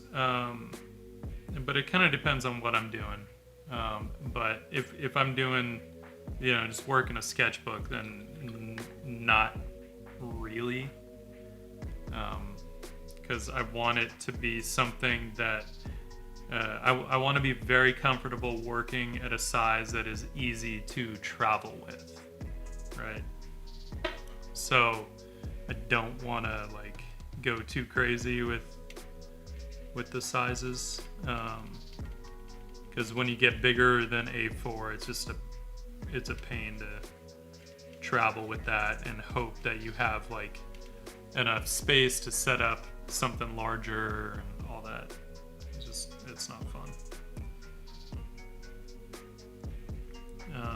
But if I'm doing oil painting or something, I'll work larger sometimes, but that mostly depends also on how much time I'm going to have to work on a piece. If it's something that I would have a lot of time to work on, cool, then yeah, I would work larger. But if it's something where I know that okay, look, I've got a weekend, where I get to do some oil painting, then I'm not going to go crazy with something huge because I don't know when I'm going to be able to get back to it, and that's no fun. Part of the whole thing is being able to start something and finish it. So You know, I don't want to bite off too much more than I can chew most of the time.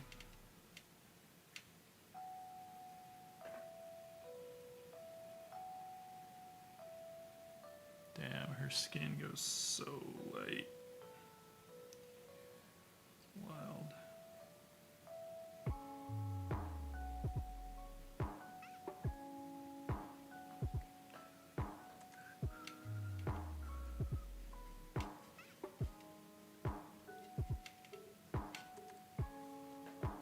Let's see where that...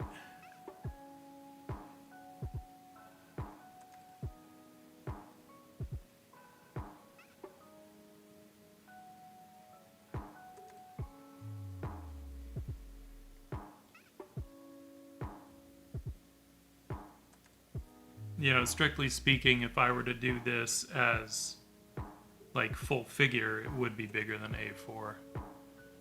So, you know, I could,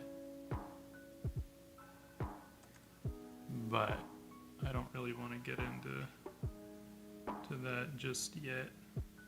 And I might do something larger on a stream at some point. I'd love to get into some oils again.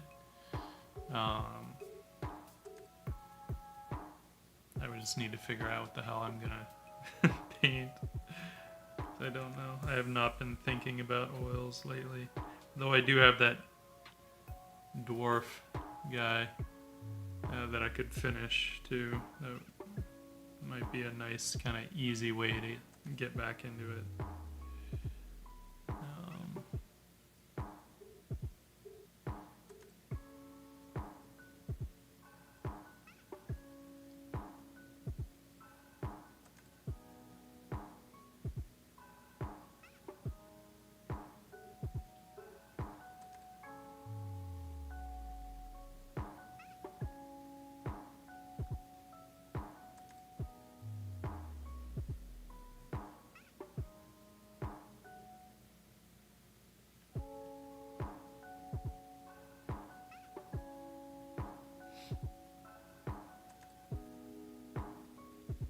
Definitely want to bring some more heat into the shadows, though.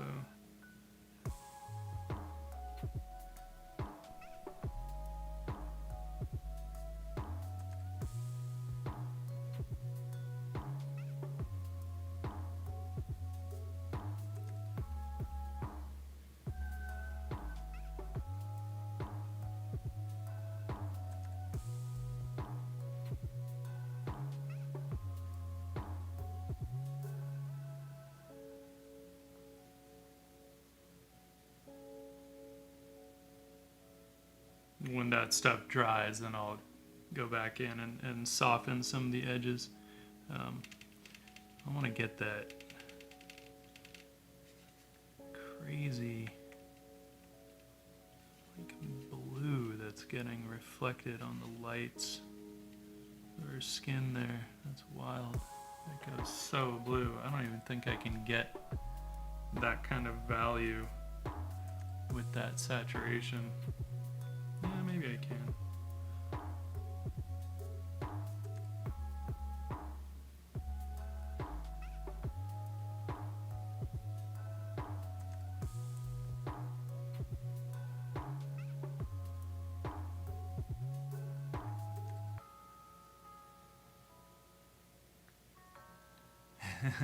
Well, she is on the red carpet at the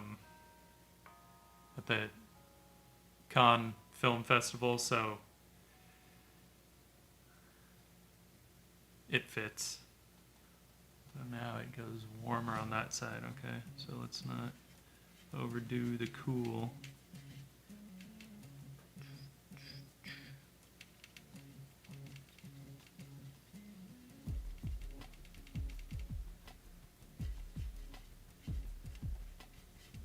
She is glamorous.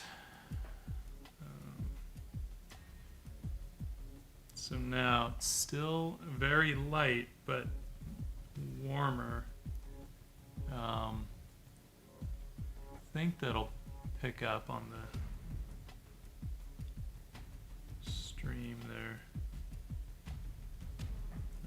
it's also, now the sharp edges on the face are bugging me.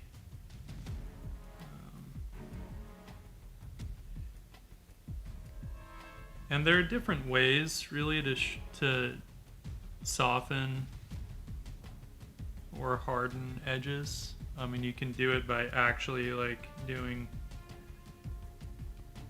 you know, feathering the edges if you want, but you can also do it with value. You know, depending on the look that you're going for, you might want to do two values that are close together to soften an edge, but keep the swatches clear in a way, because that gives a certain look. Or actually feather the edge if you want something that's a little more rendered.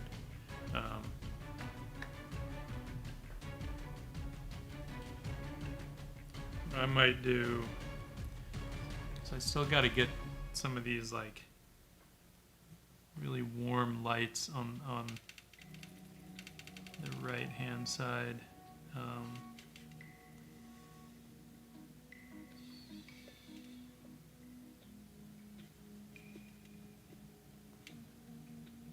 Then I think I might go for some of the watermark stuff, because I don't think this needs too much more. And last thing I want to do is overwork it.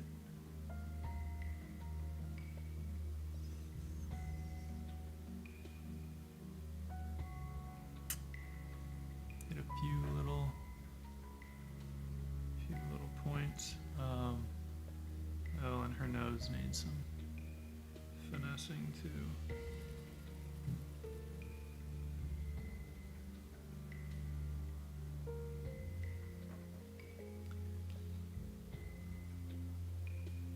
I think what I'll probably do is spend a little time just playing with some of the color. I want there's some really fun color variations happening. Some of them are in a very, very small space. So,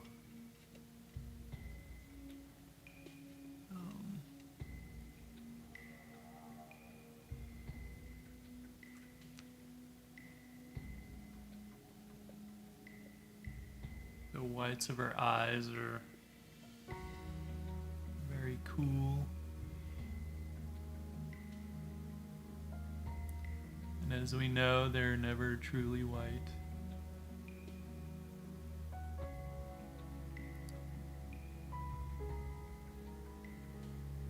They are almost always slightly in shadow.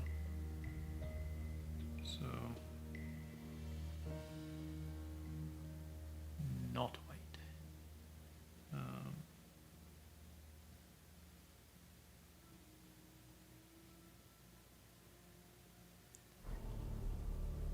There's some really lovely, like, pink that's happening.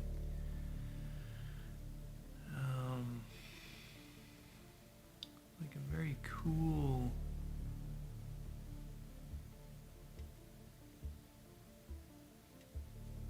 it's probably just like a bit of a alizarin with some white. Can do that. Yeah.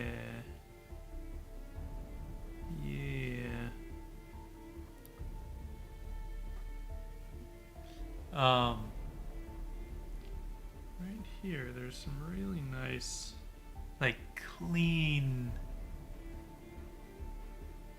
kind of pink that's, I think you're getting the blue of the sky as the form turns away, sort of mixing with the red of the carpet, and it's just creating this really nice, like, cooler warm tone. Right, still has some heat to it, but it's like, it is a bit cooler.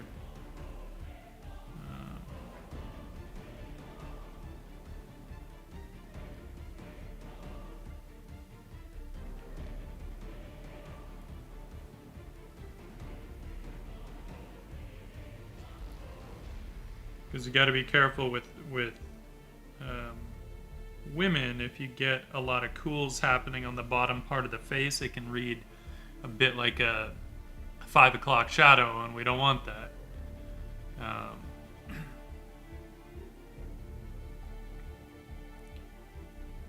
So I think there are some different ways to kind of avoid that, and one of which is just like keeping the colors clean and not letting it go too gray. Now I want some like legit heat in some of these spots, so we're going for it.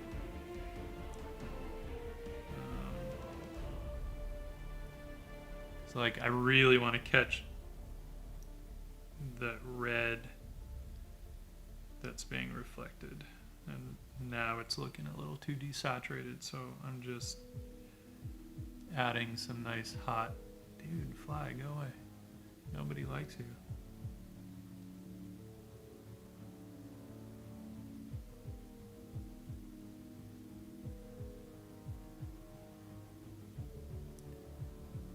There we go. That's fun.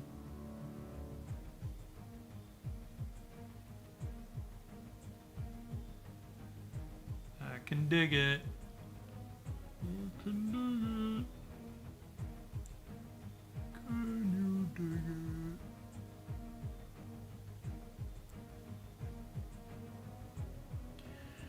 Weird. And our dear friend manganese blue. That'll be good.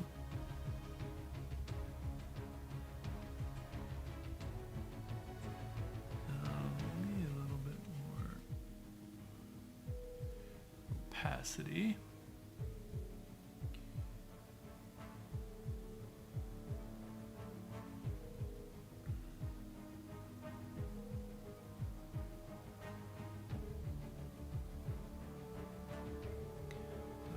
To be a little bit lighter.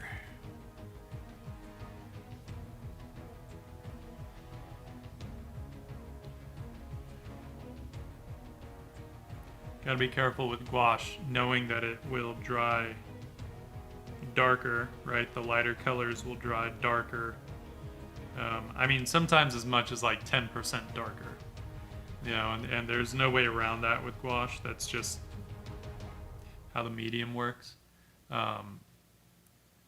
You can avoid some of the chalkiness if you get the right gouache. So I will always swear by Holbein gouache, although I'm using watercolor in gouache, so it's a little different, but Holbein, I still feel like you just have so much more control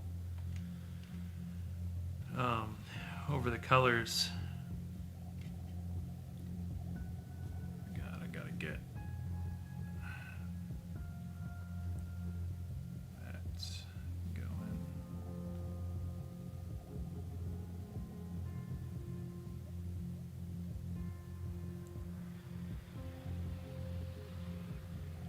because Holbein, with their gouache, they choose their pigments, like the base for their pigments, based on the natural opacity.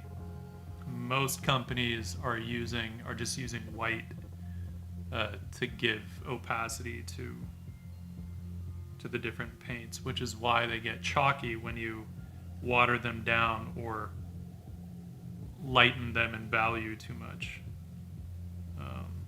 Holbein doesn't do that. So you can get around some of the challenges of gouache using the right stuff. I gotta get the side of her nose, because that's not correct right now.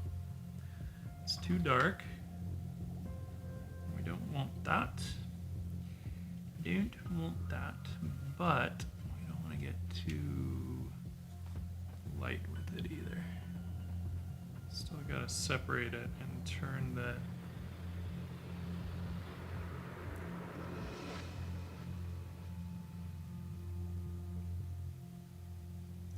turn that plane a bit. But it can be subtle because it should be in the lights, right? So we want to separate it from the shadows in the eyes because it is a light shape still.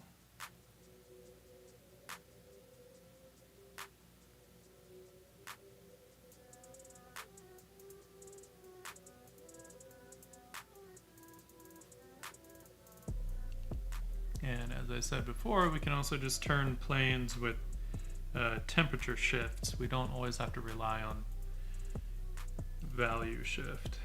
It's a good idea not to rely solely on value shift because things can start to get spotty then, you know, and the value grouping can get away from us.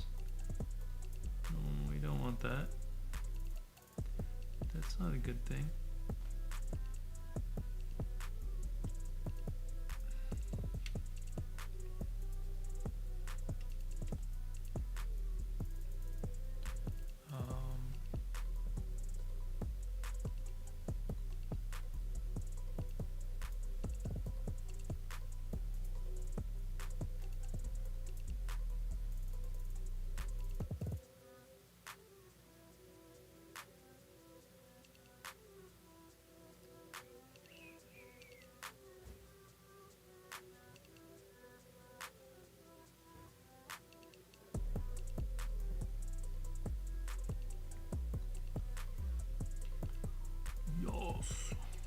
Yes.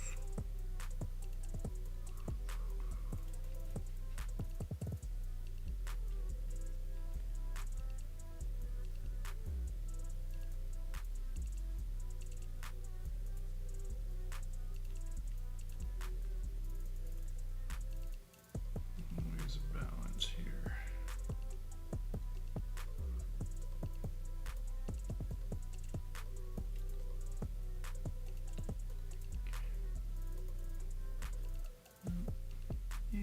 Nope.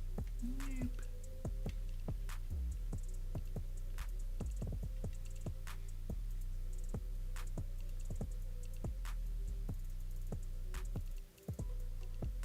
There we go.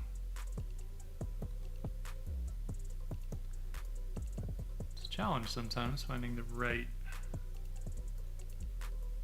amount, not just the amount of heat, but the right type of heat, because you can do a cool red, you could do a really hot red, and what works in one part might not work in another part. So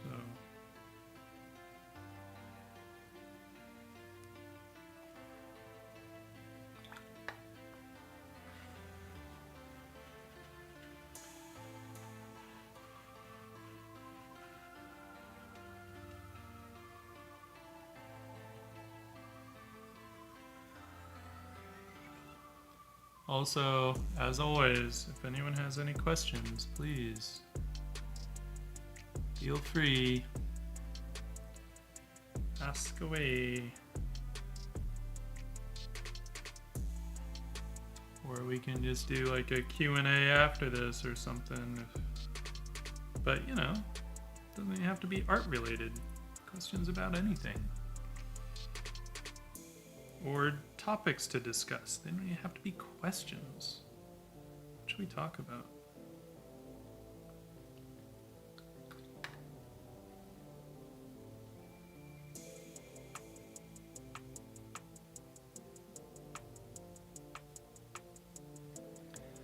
What's some colors in here?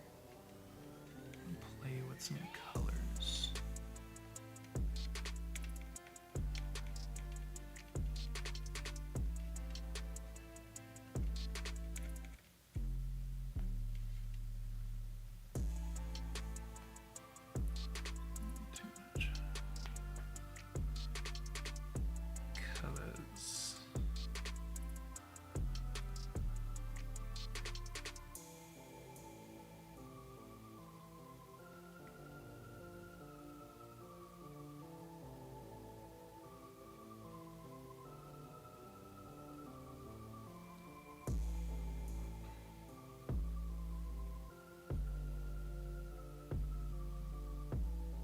as a way to kind of amp up the blue of the sky, I guess. Right. Have a little fun with color play. That's a good thing.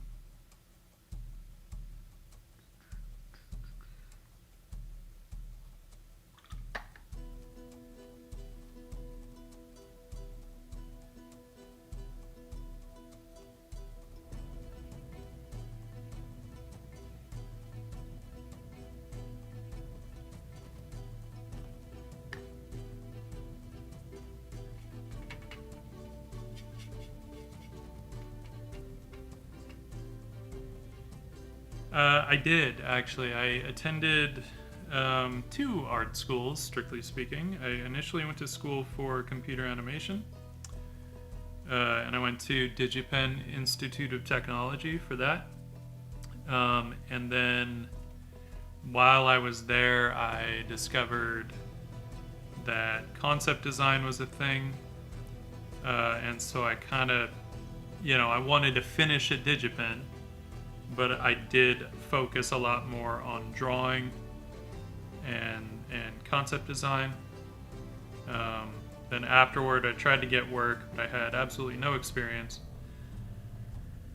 So, I got some very nice rejection letters back when they, wrote those things. I think now you just kind of know you didn't get the job because they didn't call you back. I don't know. I haven't been in that position in a while, but at the time, I actually got handwritten rejection letters. One of which was from Richard Taylor, the head of Weta. I think I still have it because it was such a sweet letter. Even though he was rejecting me, I was like, oh, you're so nice. So I spent about a year and a half trying to get work and couldn't. So I was like, all right, you know what? There's more stuff I want to learn. And this was before, you could just hop online and learn all of it. Would have saved me so much money, but whatever. So then I went back to school for illustration, still with the emphasis in concept design. And I went to Art Center College of Design for that. Made it a point to get some experience before I graduated. Did a couple internships and stuff. And that helped a lot. Made all the difference. Right? I mean, the hardest thing is that initial just breaking in, because okay, you don't want to hire me because I don't have any experience, but I can't get any experience because no one will hire me.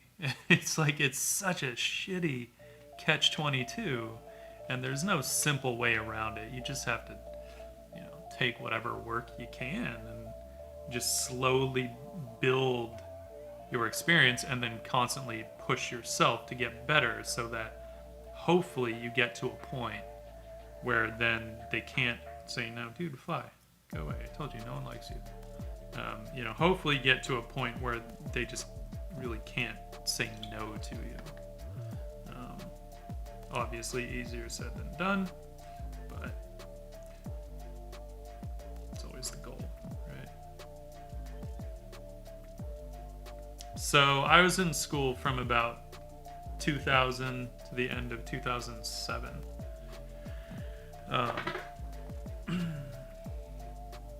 And I've been working mostly in advertising ever since, so I've done other things too. Some illustration, did some, I've done work for Dungeons and Dragons and Hasbro and Upper Deck and Privateer Press and who else? I don't even know. A whole bunch of others.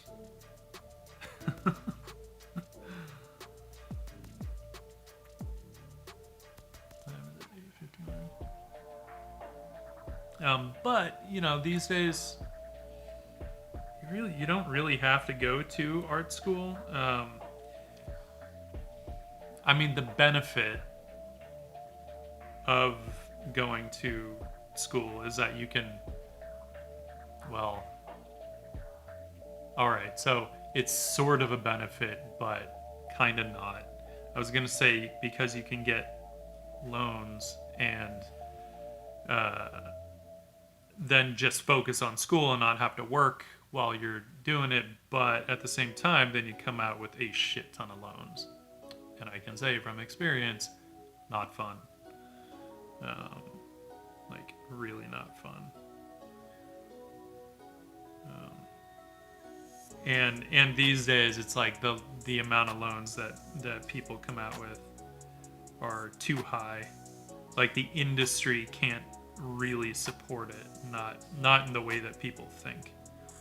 And I feel like a lot of the instructors, I mean, through no fault of their own, really are a bit out of touch with current like industry rates, which is funny because many of the instructors, you know, and I'm talking the older instructors, the starting salaries in the industry are actually the same as when they were first breaking in. I think they just don't realize that they haven't changed, you know. But if you look at, like, I mean, the 90s, right? I really need to lighten that. You look at the 90s, a starting salary of 50 grand a year, like, that went a long way in the 90s. Now 50 grand a year, like, if you have to live somewhere that has industry, like LA or Seattle or even Vancouver, like 50 grand a year doesn't go far at all. And it's too bad because, I mean, they really have not changed that. And, you know, that's mostly, we mostly have Lucas to blame for that one.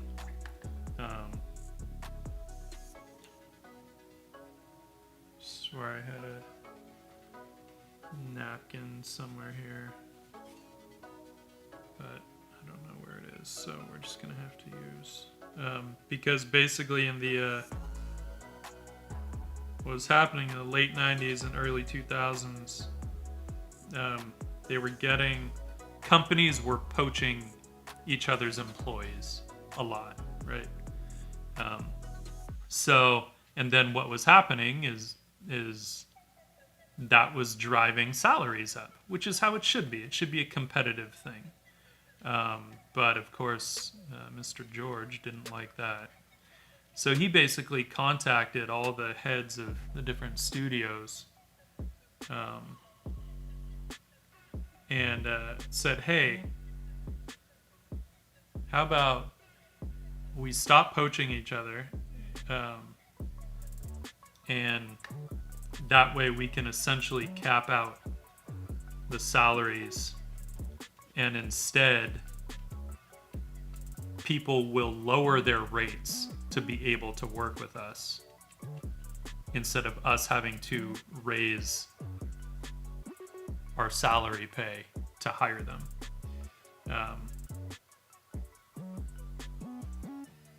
Now, this all came out way too late for anything to be done about it.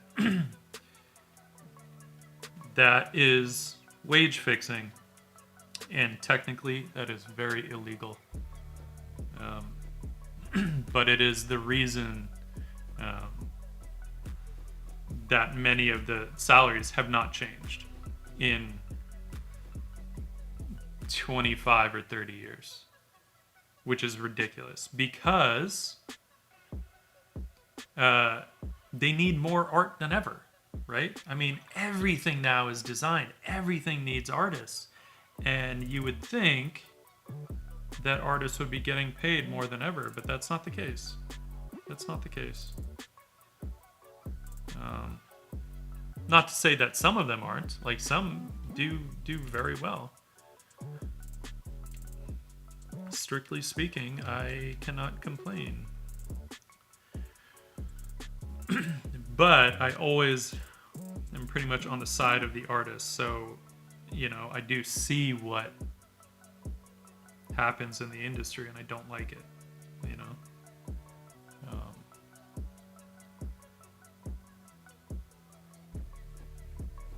just given the rate of inflation, starting salaries in a place like LA honestly should be like, I think, closer to 70 grand a year. Now I know a lot of people in positions above me at different companies would be like, are you kidding me? Like, that's part of the whole thing is they gotta learn to do all, this, that, and the other thing. And it's like, yeah, but before, like, you could live off of your starting salary and actually pay off your student loans. Now, if students are coming out, we're talking $200,000 to $250,000 in debt. I'm sorry, 50 grand a year, you're never paying that shit off. Not really, not unless you are a supreme badass and your rate skyrockets. I began freelancing at the end of 2003, so 17 years ago. And the hard part was no one told me. I didn't know what the rates were at that time. I had no idea. So, I just kind of took what the person offered to pay. I was like, cool, because strictly speaking, it was more than I'd made at like working at coffee shops. So I was like, right on.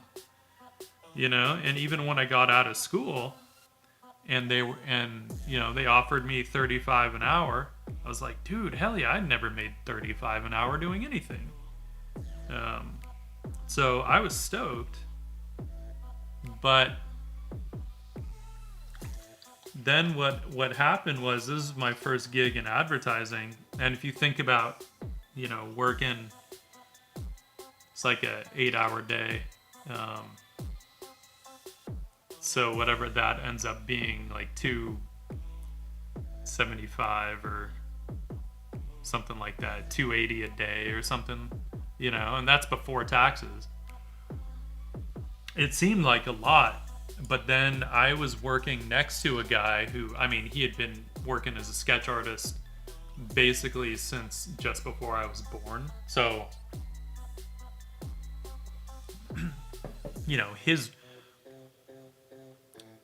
I was then, like, 2 weeks later, basically redrawing his stuff because the client liked his ideas, but they liked my drawings more. So I was then getting paid to redraw his stuff, and then we all went out to lunch one day, and the like creative assets manager, the girl who brought me in as a freelancer, had a couple too many beers and let slip that this dude was walking through the door at $1,500 a day just to walk through the door, flat day rate. No half day, nothing. If you want him to walk through that door, even if he came in and there was only one sketch to do, $1,500. I was just like, what the fuck? Are you kidding me? Like, and I'm getting paid to redraw his stuff, and he's making, 4, 5, 6 times as much as me. It's like, granted, like I said, he'd been doing it since before I was born, so he earned it. Totally earned it. Fine. The next day, I doubled my rate. No one batted an eye, and realistically, I probably could have come in at that rate at $500 a day. I had the skills for it. I was 27, 28 by that time, I think. And I'd been drawing a lot, and I had the skills to back it up. And that's the other thing, you got to be honest with yourself. Of course, you can't just be like, well, Daniel said $500 a day. You got to have the skills to back that shit up. But if you do, it's like not unreasonable at all. And most decent sized companies have that budget. And that, so that's just like starting. And then every kind of year and a half, it's a good idea to, as a freelancer, to up your rate a bit, because, we have to consider that average rate of inflation is what, like 1.5 or 2, between 1.5 and like 2.5%. So if like we have to keep up with that, right? From the freelance, I'm not freelance now, so it's a little different. But when you are freelance, and even when you're full time, you got to be able to negotiate that stuff. And naturally, like the company will want to kind of give you sort of, I don't want to say the minimum, because it depends on the company. Now, I'm lucky enough, the company that I work for, I think they reward creativity and hard work. If you're doing a good job, like they want, different raises and things like that to reflect that. And they want to keep those people happy that are doing like really good work. So, but not all companies want to do that. And sometimes you got to play a little bit of hardball. And that's why a lot of people will, recommend that you like jump ship every 2 to 3 years, right? And go to a new company, because it's the only way to really drive rates up. I want to see if that red might be a little too hot, but it's so cool looking. But you got to be careful with that too. I've known a couple people that kind of did that did jump ship because some company offered them like what seemed, like almost too good to be true, and in a way it was, because they did pay them that, but what they didn't tell them was that it was only temporary. And then they, let people go without much notice, and so what was an awesome job turned into just like a very temporary awesome job. So you got to be careful with that.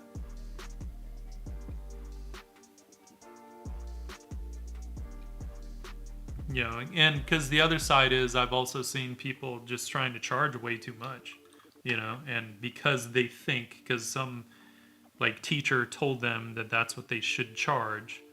But again, a lot of the teachers are kind of out of the loop, and you really have to, you can't make blanket statements of like, hey, if you graduated from Art Center, this is what you should be making. It's like, no, maybe back in the 80s, that was the case, because Art Center was just like a super badass school. It's not as badass as it used to be. A lot of the teachers are still awesome, but the administration made the awful mistake of deciding to just let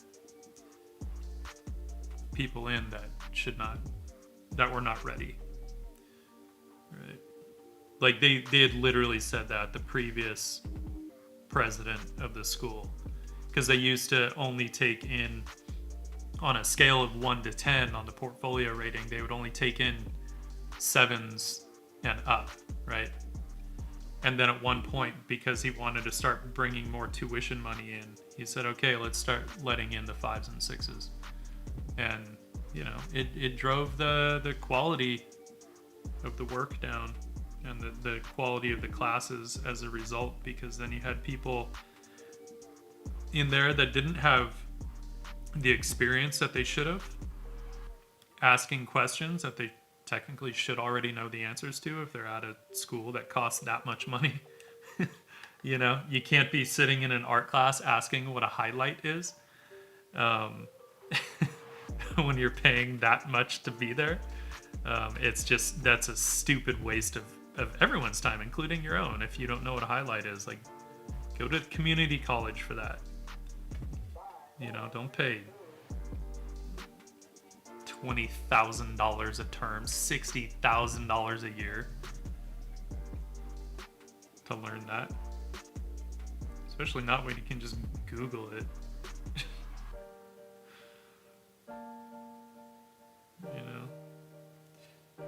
And I had someone ask that in a class. I wasn't teaching. It was like one of my first classes at Art Center, and someone asked that, and I even saw the teacher stumble a bit because she wasn't sure if the person was serious, and she almost had to kind of think about, like, how do I explain this? It seems like such a basic thing that,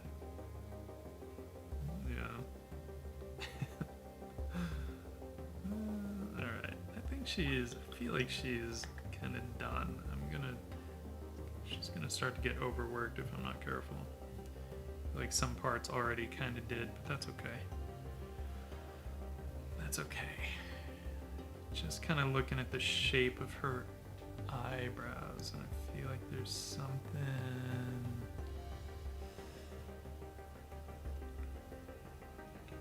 not quite working. Not that it's not working, it just doesn't have the vibe that I want. And I think it's just...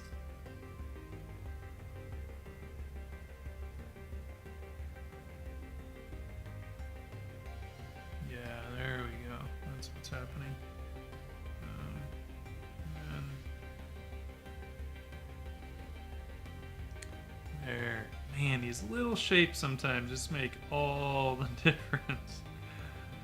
It's ridiculous. Ridiculous. Anyway, that's enough bitching about the industry, right? Because we love it nonetheless.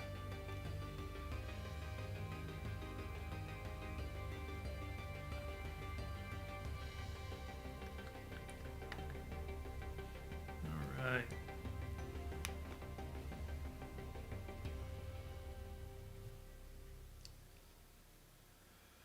Yeah.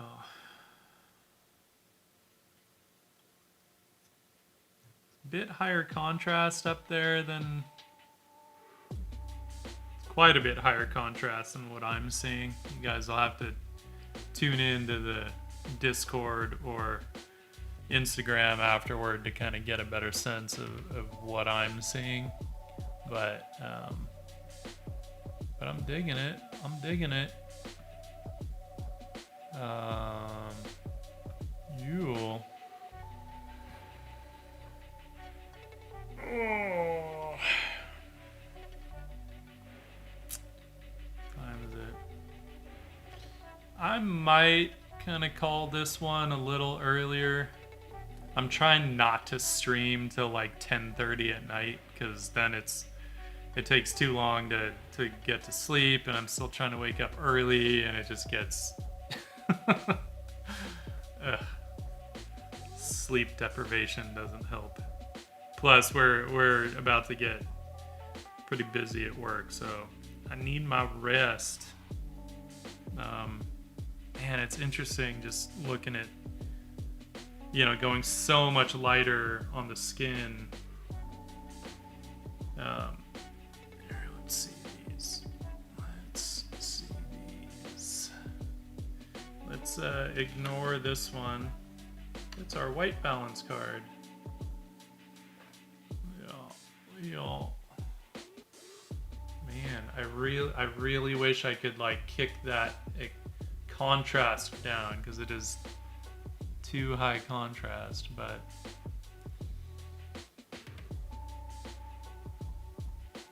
still, that's what we got today. That's what we got. Anyone have any questions or anything? Shout out. Otherwise, I might call it a night tonight. See if I can get to bed at a decent hour.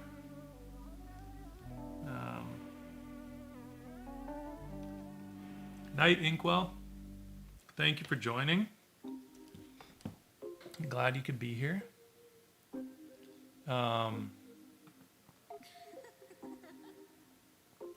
Let's see if, first of all,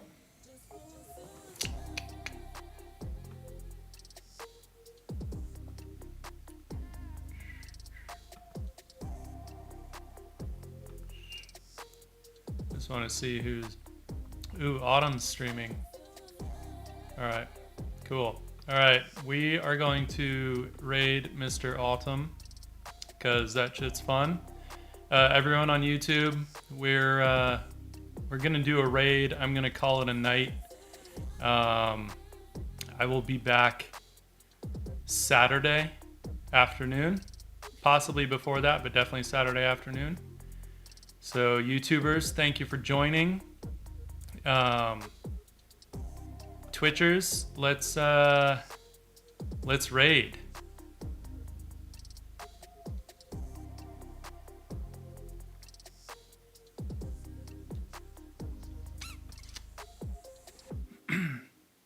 And here we go. Thank you guys.